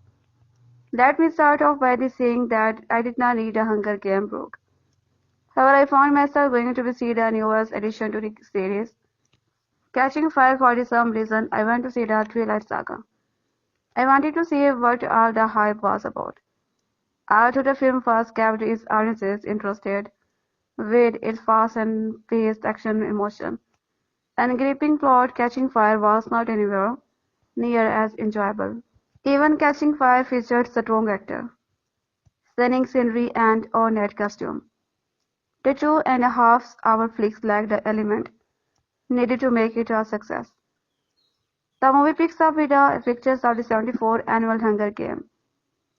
Katniss Everdeen, Jennifer, and Peeta Mellark embarking on their victor's tour. A tradition where the victors of the Hunger Games travel to be every district in the Panem and give speech to the citizens of the Panem. While the tour sequences beautifully captured Katniss' fear and anxieties about becoming a victor. The tour seemed to be dry by leaving little time for the much more exciting Hunger Games in the first film. The scene that the float where took place in the arena. However, Catching Fire flat, choppy and awkward. In a Hunger Game, many scenes almost moved its audiences to tear. Katniss volunteering for her sister, and used that. For example, in Catching Fire, I felt like I was supposed to be feel sad when Max sacrifices herself for Petra or when Wires is brutally murdered. However, again because Victor's tour was overly long. This left no time for characters' development of the new tribute. Recall that it was during this era that comic book movies exploded, with appeal and an impossible story like The Lord of the Rings captured anyone's attention. Basically, fantasy was king over the last decade. Of course, all good things come to an end. As good and we said goodbye to be Harry Potter and his films toward the end of 2000. Since 2008, we have been embroidered with more book movies than ever before, with studios nourishing to the creator next gen. Surprisingly for movie makers, 2013 was not a year that beautiful creature was parties as a Hunger Game from all of the other book movies I have mentioned. That for is really simple. It's not fantasy show, it has fantasy theme, such as a mythical world, serials, technology, and a complex backstory. But those things are not what the story is about. Even the hook of this book, teenagers killing each other for entertainment, is not what the story is actually about. It makes many people like me wonder why filmmakers put so much stock into beautiful creature. The Host $40 million flop grossed $26 million, or the Mortal Instrument $60 million flop. Producers, this makes no sense. Our movie had a strong female protagonist, teenage, special effect and a fantasy setting. Meanwhile, The Hunger Games: Catching Fire is making all of the money, grossing the $161 million on its opening weekend and breaking record. In other words, this movie where twists as much money as beautiful creature. The Host and a Mortal Instrument combined is one weekend. Getting to know how characters you are reading about or watching comes on screen in a most important role to be falling in love with a story. We have to love the character in order to make any connection with the person writing the story. It is for that reason why Susan Scolan's word of Panem resonated deeply. We know Panem is the truth, interesting and best of all not an alternate present person of our own world. You might think that it is, but it's actually a parallel world. It does not return the secret society that is exciting alongside our own team that every other book movie has done to that. Panem is its own world with its own rule and aesthetic making us love getting to know it just as much we getting to know the other character. When your hook is that everyone is going to die, you are much more likely to pay attention to what a character are actually going through. After all, they may not be around a few scenes later. The mortality of the series is what makes the story connect. The sorrow and the persistent grief on the faces of every character should depress us, but it actually makes us appreciate its imaginary world and the nightmare they experiences.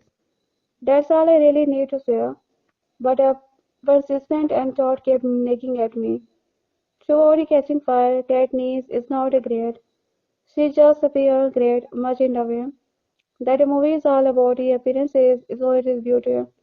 And the character of Katniss, she cares for every little outside of her own family and loved ones.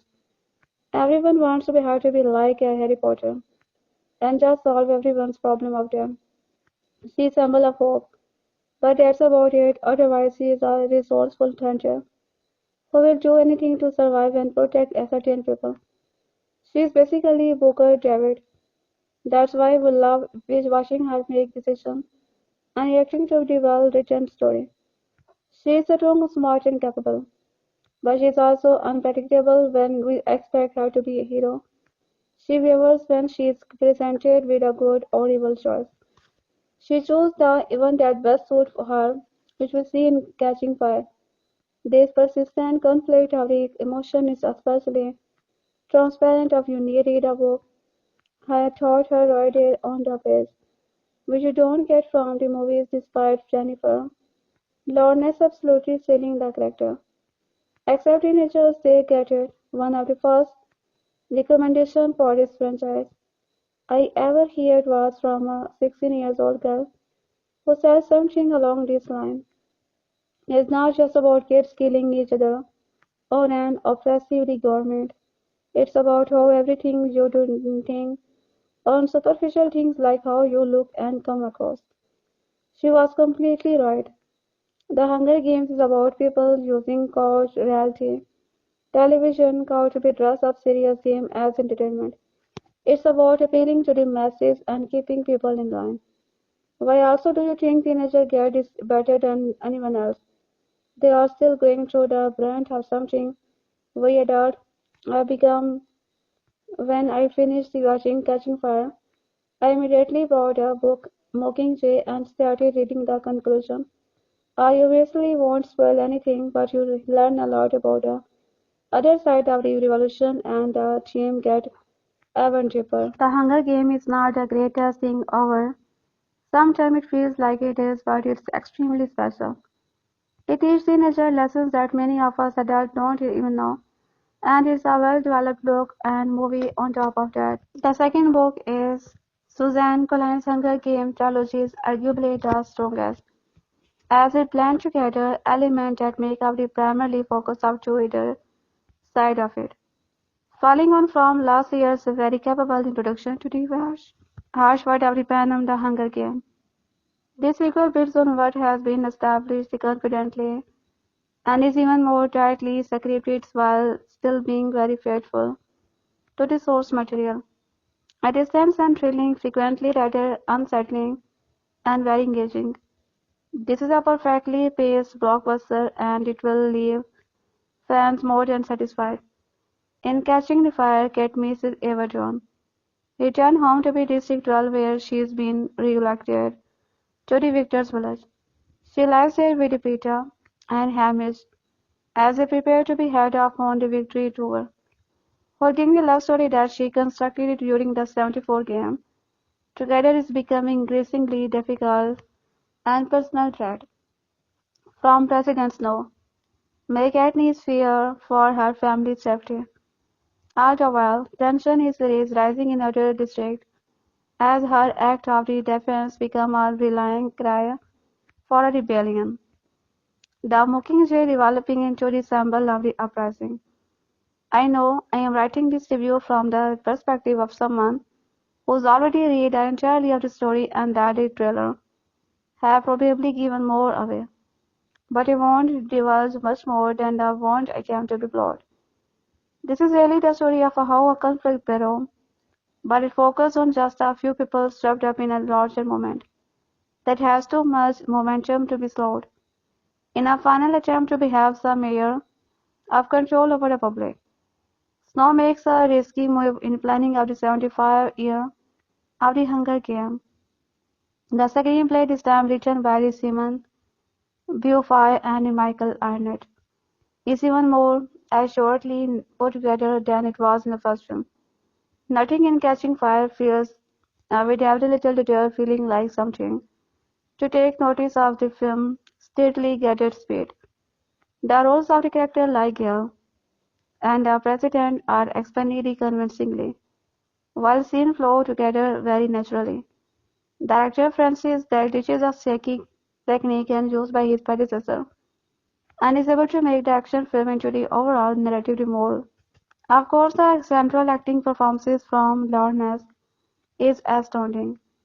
She is never anything but tremendous and her emotional momentum in this story are amazingly realized.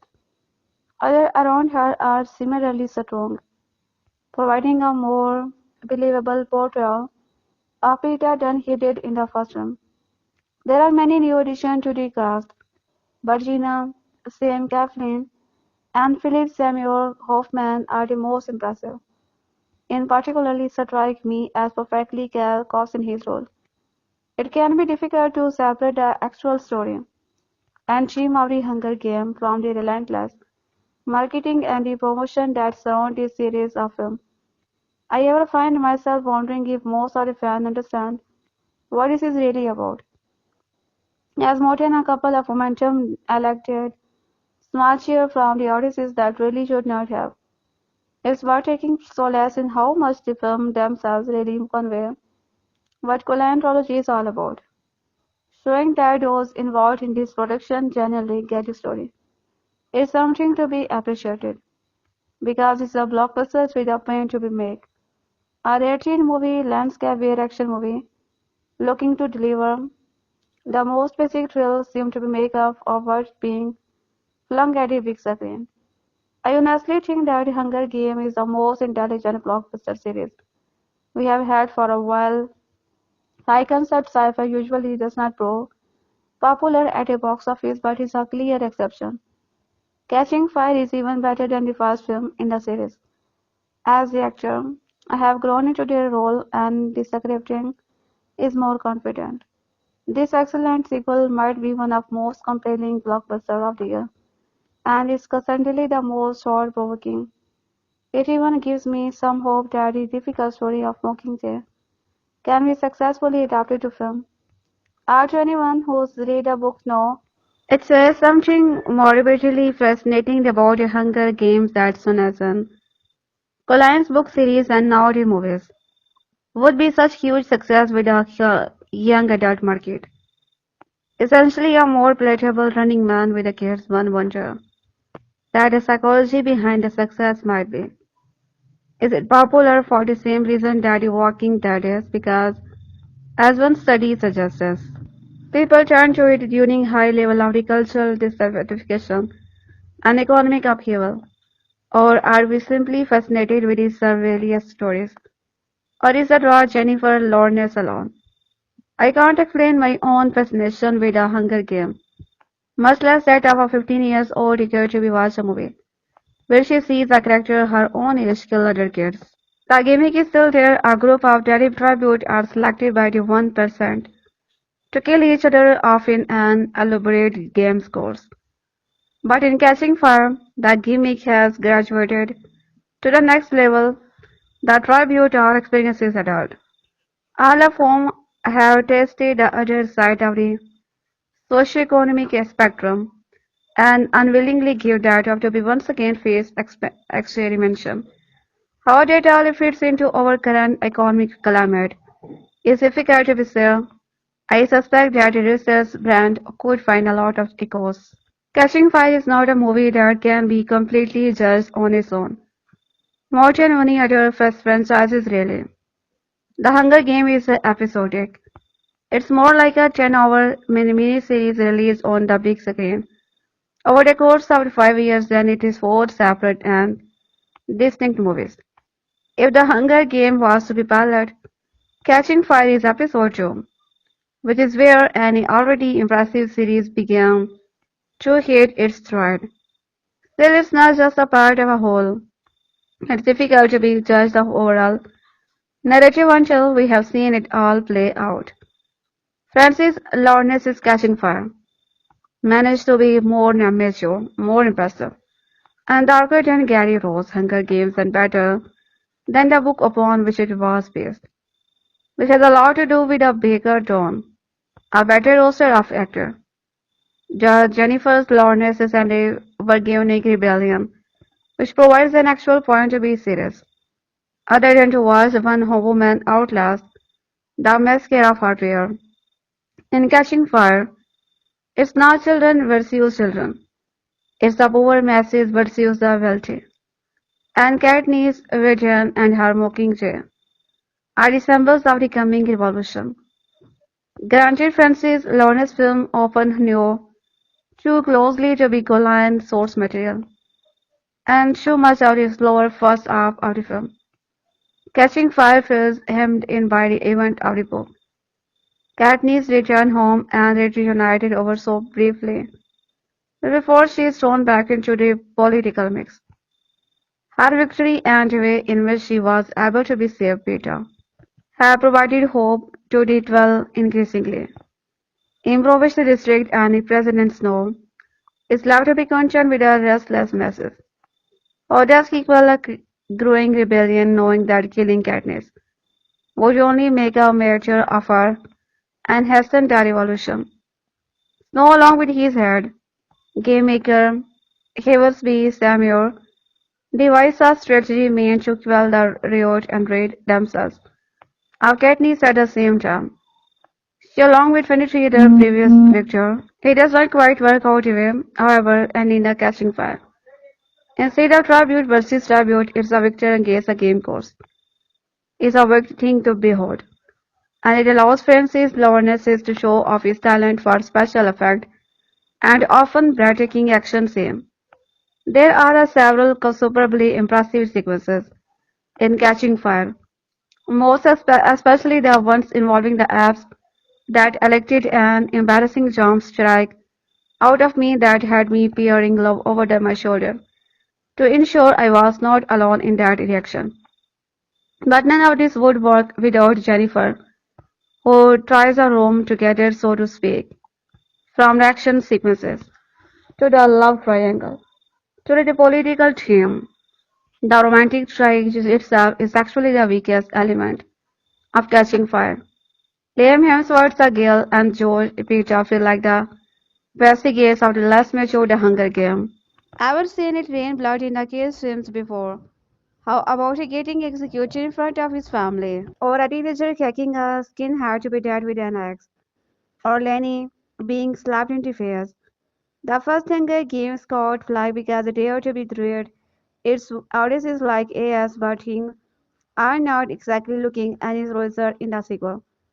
Following the unwritten lore of movie trilogies, the middle chapter of the Katniss sci-fi survival story is darker, moodier, meaner, and yes, better than part one. Outgrowing its battle royal meets the running man, meets Twilight meets the X Factor comparison. Catching Fire expands Susan Collins' novel beyond the confines of the arena to tackle some seriously brutal truth, plugging gap and showing seed for a two-part final that will have to be worked hard to be matched its grade. It's been almost a year since Katniss and Peeta won the 74 Hunger Game, which means it's time for Donald to open the film with an unnecessary recap. Katniss is pissed off because she does not want to be a celebrity. Peeta is pissed off because he thought his awkward cave fumble with Katniss is actually means something. Is pissed off because he thinks so too. President Snow is pissed off because his daughter has started wearing hair like Angela, and the bloods of Panem are pissed off because they have to work on the mine for bread and sacrifice their children to that match reality TV show. With everyone properly paid, the scene is set for a very mopey opening act, saved by Snow's decision to send in a stormtrooper and announce a twist with 75 game. That means Katniss and Peeta are back into the arena, facing blood rain, poison fog, angry baboons, and actual grown-ups this time around. Katniss way out her depth again. Not that you would know if from Jennifer Lawrence's performances, taking her past post-Oscar fame publicly in her satire since she last picked up her bow. The 23 years old actress has grown up as fast her character, as mopey as a teenage love triangle almost gets. It's the boy that do all the moping, well on her way to be becoming one of the greatest sci-fi heroines since Reply. The Adventures of District 12 is as undefined by her hidden vulnerability as is by her inner strength, anchoring the series with an emotional realism that upstages everyone else in the film. Luckily, new games means new blood. There is fan favorite pretty boys, nervous nerd, and gutsy girl threatening to out attitude Lawrence's. A plenty but a real standout is Philip, Hoffman's game maker finally giving Lawrence a decent sparring partner. It's all changed behind the camera too. With new director Francis Lawrence's concentration, I Am Legend, upping the menace both in and out of the arena. Monkeys and ex-wielding gladiator might be pretty scary, but it's nothing compared to being an armored policeman, beating a political dissident to death. In fact, Catching Fire often reflect real world horror so impressively it's easy to be forget you are watching a kids movie. Until you see suddenly here that is. Yes, the Capitol still look like the Emerald City. The big spinning thing in the arena comes straight out total report. And film's cutting edge is that dawn and camp it up whenever things get too generally. Some obvious consciences are made to be appeased, the book's devout fans do. At 146 minute, it seems like they try to be fit to every blood pageant. But it's hard to see how anyone could be too disappointed with the entire result. Then again, if the rousing final of Catching Fire is anything to do by Mocking says going to burn the playhouse down.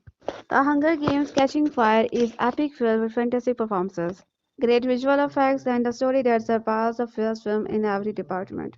I have never read any of books, but my first encounter with the Hunger Games took place on a fire black from New York soak here, watching a grand spectral film on a small tablet. Size screen was not ideal. Nevertheless, despite the fault, enjoyed the first one. Certainly better than watching any of the Twilight film. Catching films take place where the last film ended. Katniss is Everdeen and Peeta Mellark return home as victors of the 74th Hunger Game. But life does not return back to be normal as they embark on a victor's tour around a district village maintaining their fake relationship for the camera. On their travels, they notice a growing tension of a revolution against the peacekeepers and the president's no.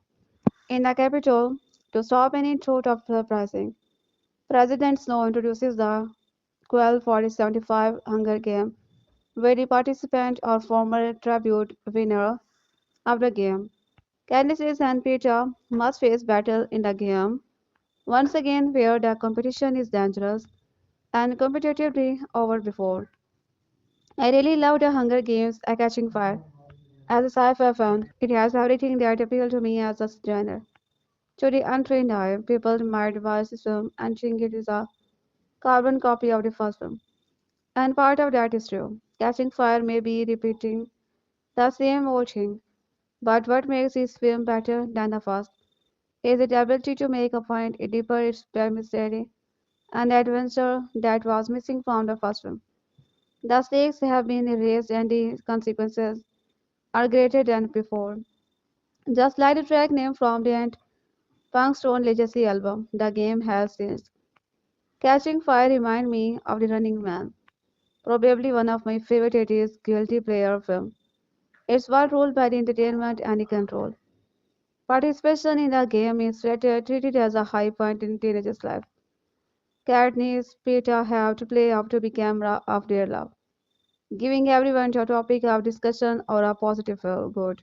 The games are merely a distraction and illusion from what is really going on, and Katniss and Peeta are the first hard witness of the growing resentment and is disconnected of the circus and control in the district. Even the constants participating in the 75's Hunger Game are not happy with the Quarter Quell. Promise a lifetime of our riches and never having to do a game again. The Quarter Quell represent a broken promises and characters like Jonah Mason. It must be a fragile system if it can be brought down by just a few berries. The strength of the film really shine from the outstanding performances from Jennifer Lawrence's never faced by the occasion. She constantly grows in every performance I have seen her in the Katniss. She embodies the emotional vulnerability with displaying her strength. Katniss has a lot of blood and is a character that gets it. The games are barbaric, it's a kid killing kids of sake of the entertainment, like a battle royal. If there is one side anyone annoys is that is sometimes she can appear a little indecisive. She plays out to be camera with her love with Peter, but only seem to really love him in the game under intense player pressure and condition. She obviously loves Gale, but the idea to be just run away from the problem or does not still well him and would rather fight. And when you have a fantastic sporting jailer, watching Catching Fire is just easy. One actor who terrifies that is Philip Seymour Hoffman, as the he visible his screen time maybe brief, but I enjoyed this silly duality with Katniss and President Snow. I can't really say a bad thing about this film because that is how much I enjoyed it. To the naysayer on the internet, you can make your Divergent, your Twilight, and your Percy Jacksons, but really the Hunger Game is in a different class altogether. It puts out a film to be shame. It's in the same league as Harry Potter, maybe slightly better, but that's just a matter of my own opinion. Catching Fire builds upon the solid first film and gives it meaning and purpose. I mean, every character suffers one way or another, and President Snow is making that happen. Just to prove a point to Katniss and to anyone who wants to be rebel against the system. As the final few scenes set up the next film, and Coldplay's track plays out in the end aggregate. And yes, I love Coldplay. Deal with it. I cannot wait to see what happens next. I try to feel like a Katniss scorned, and again I ask myself the questions. Early in the Hunger Games, catching fire the villainous President Snow. Remind Katniss Everdeen that the Hunger Game were just a game. Her real fear should be a war that will rain down hell on all of the district if she continue to be a symbol of the Dawn Road. To both his credit and the indictment, Francis Lawrence's sequel shared those values. The fear and excitement has left the arena and are separate to its threat, and returning to be a different arena almost feels safe by comparison. The adaptation is a slight improvement on the book, mostly by the avoiding author's poor prose and his stilted dialogue, but also has the same structural weaknesses of taking the character to familiar confronts, albeit with a different player and hazard. Nevertheless, the central core of the story remains strong and skillfully the traditional heroine in favor of a scared puppet who can only summon her strength in a certain situation. Katniss risks a committing society will defy the capital at the end of the 74th Hunger Game, and her act has triggered rumblings of a rebellion within the 12th district of the Panem.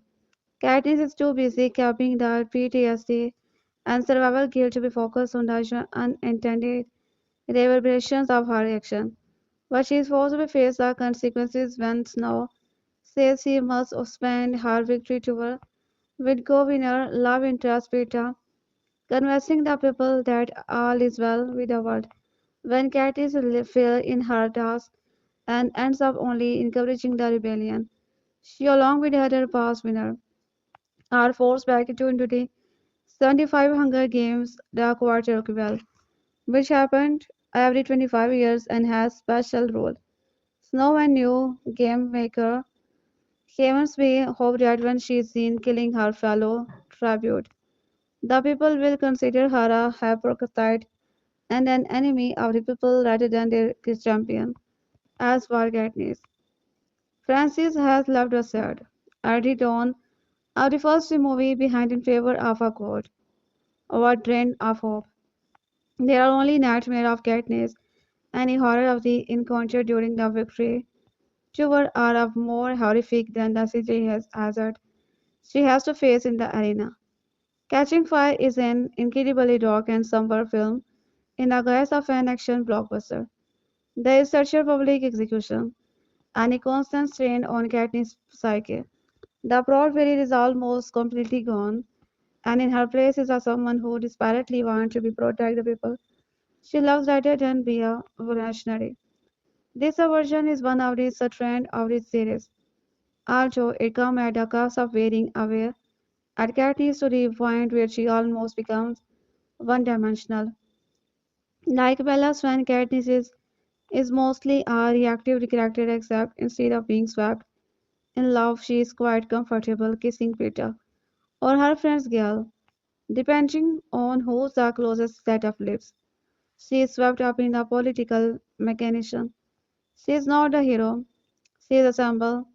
The only question is who's using her, the Capitol or the rebellion. A weaker actress would be unable to be saved the character and probably bring out her most irritating aspect. Thankfully, Lawrence knows how to be expertly balance Katniss' fear, anger, and determination. When it comes to be her performances, the final shot of the film says it all. The only downside is that she is still subject to the whims of the plot. Lawrence has to play to the honesty of the character, And if Katniss is shocked at being forced back into the game or scared about Peeta's safety, then she has to play the tremble cry god. All her characters may be at her strongest with her bow and arrow. She is at one her best when dealing with other characters, particularly the new addition. Sam, Kathleen, and Jenna are delightful as fellow tribute. Johanna Mason Hoffman is also a scene stealer as he describes Snow the plan to be destroyed the public's image of Katniss. Francis Lawrence is capable of directing action, but as Snow said it at the outset, they were game. The greater reliance on allies and using hazard of the threat makes the second half feel more reluctant. It's what has to be done to forward the story, but its biggest contribution is in giving the people what you want. Gadis is a special lamp both for the capital and for the rebellion, and the arena is meant to be satisfy our need for set pieces. But by this point, we don't need them anymore. We are now the shallow citizen of the capital. The film has firmly established itself as a borderline political thriller and arena silly hazard. The Hunger Games Catching Fire loosely remind me of this year's Bioshock Infinite. They both have interesting detailed world, moderately engaging theme, and a game in the way. The size of the product demands fitting into the violent entertainment. But on-screen violence is catching fire does not have the weight of the first movie. This is not kids killing kids in the arena. This is a war, and giving us a glimpse at the horror to become is far more chilling than the trapping of the game. Katniss Everdeen, the girl on fire, is no ordinary heroine. She is smart, deadly with a bow and arrow, strong and brave. But most of all, competition is her superpower. Her love for her sister Prim is so strong that in Hunger Game, that risk her life by volunteering to take prime place. The eponymous televised the battle to the death, which pays to be children, tribute a boy and a girl, from each of Panem's 12 districts, against each other. Growing up, she fed up her family by hunter illegally a skill that make her deadly in the arena. But it's her strength of character, and if fabricated, if actively performed for the camera. Romance with the boy tribute from her district Peeta Mellark, whom she ultimately insists on the protecting even when he's a liability. That wins her the game. That such a strong, independent thinking woman could be the center of an action film, where the emotional content is more important than the thriller.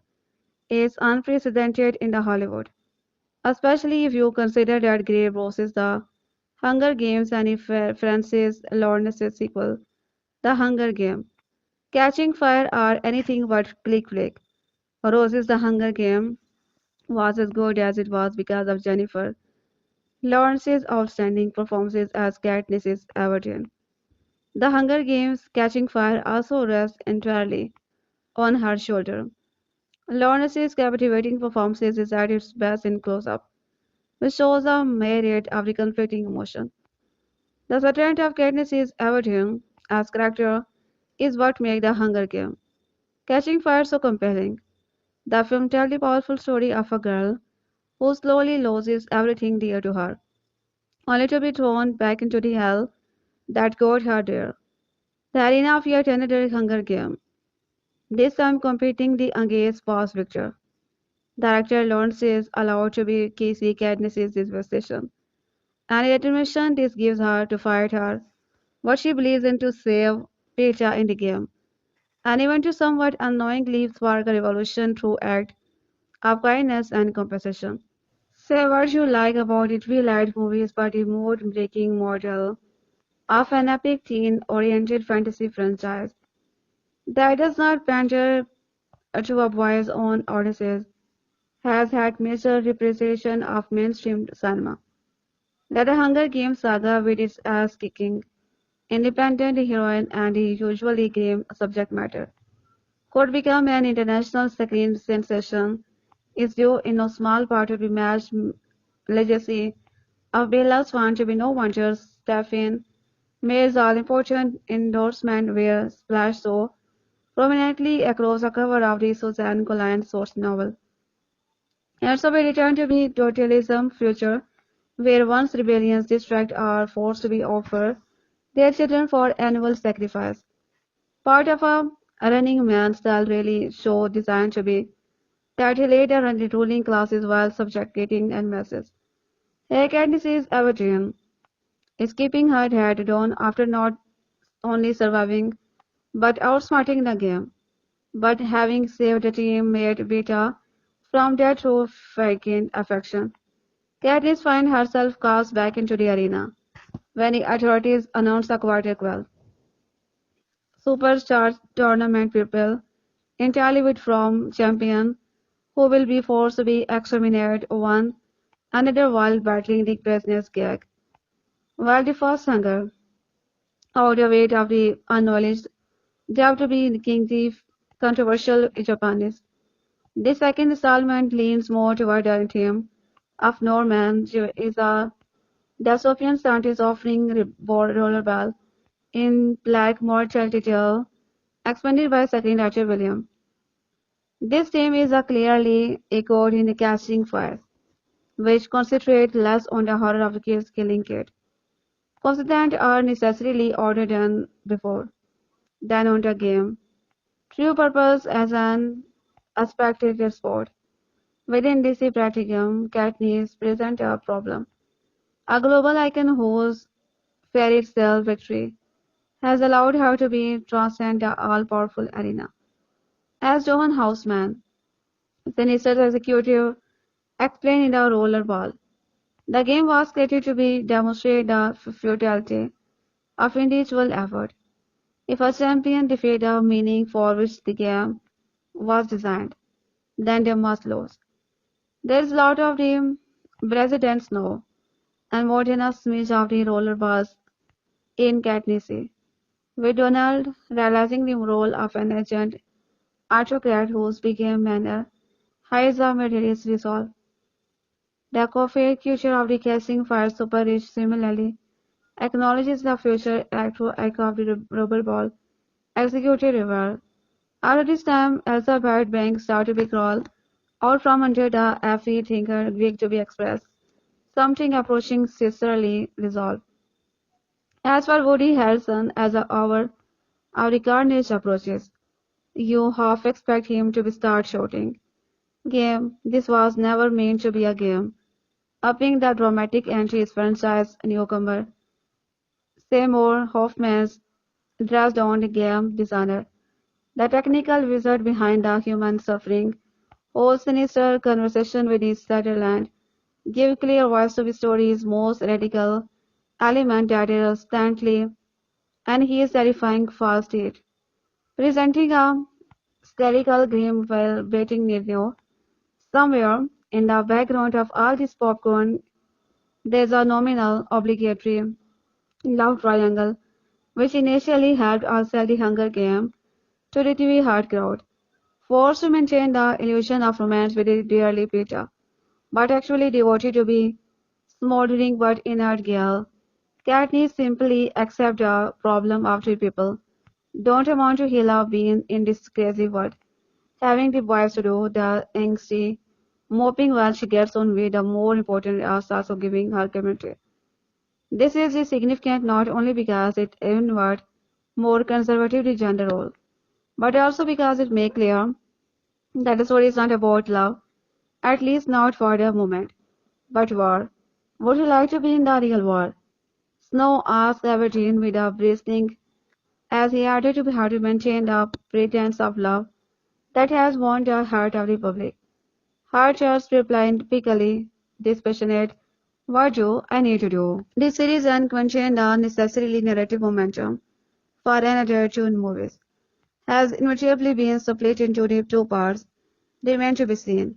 There is already an element of the repetition evident in the overly lengthy casting fire, and also new Francis Lawrence has proved himself an efficient director. One cannot help wonder whether Gary Rose's Norville, Corriger, Salmon credit include a full Monty and Slumdog millionaire, to be returning for the mocking joy, with Danny Sadong checking. Our scripted duties after wrestling, the true life scale of the equation Allen in today, Fanny's full affection of the butler. Here with the sergeant as commanding and imposing as Jennifer, front and in center. Mayor transpired that every element of the franchise is interchangeable except her.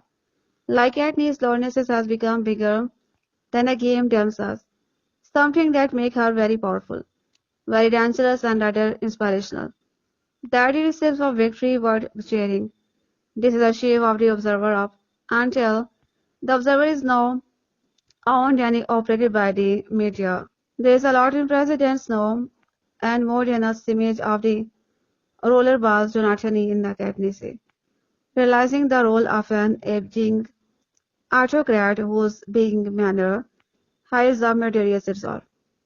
The extravagantly coiffed culture of the catching fire of super rich similarly acknowledges the future retro rollerball's executive reversal. All of this time, the alphabet banks start to be crawled out from under, happy Thanksgiving to be expressed, something approaching sisterly resolve.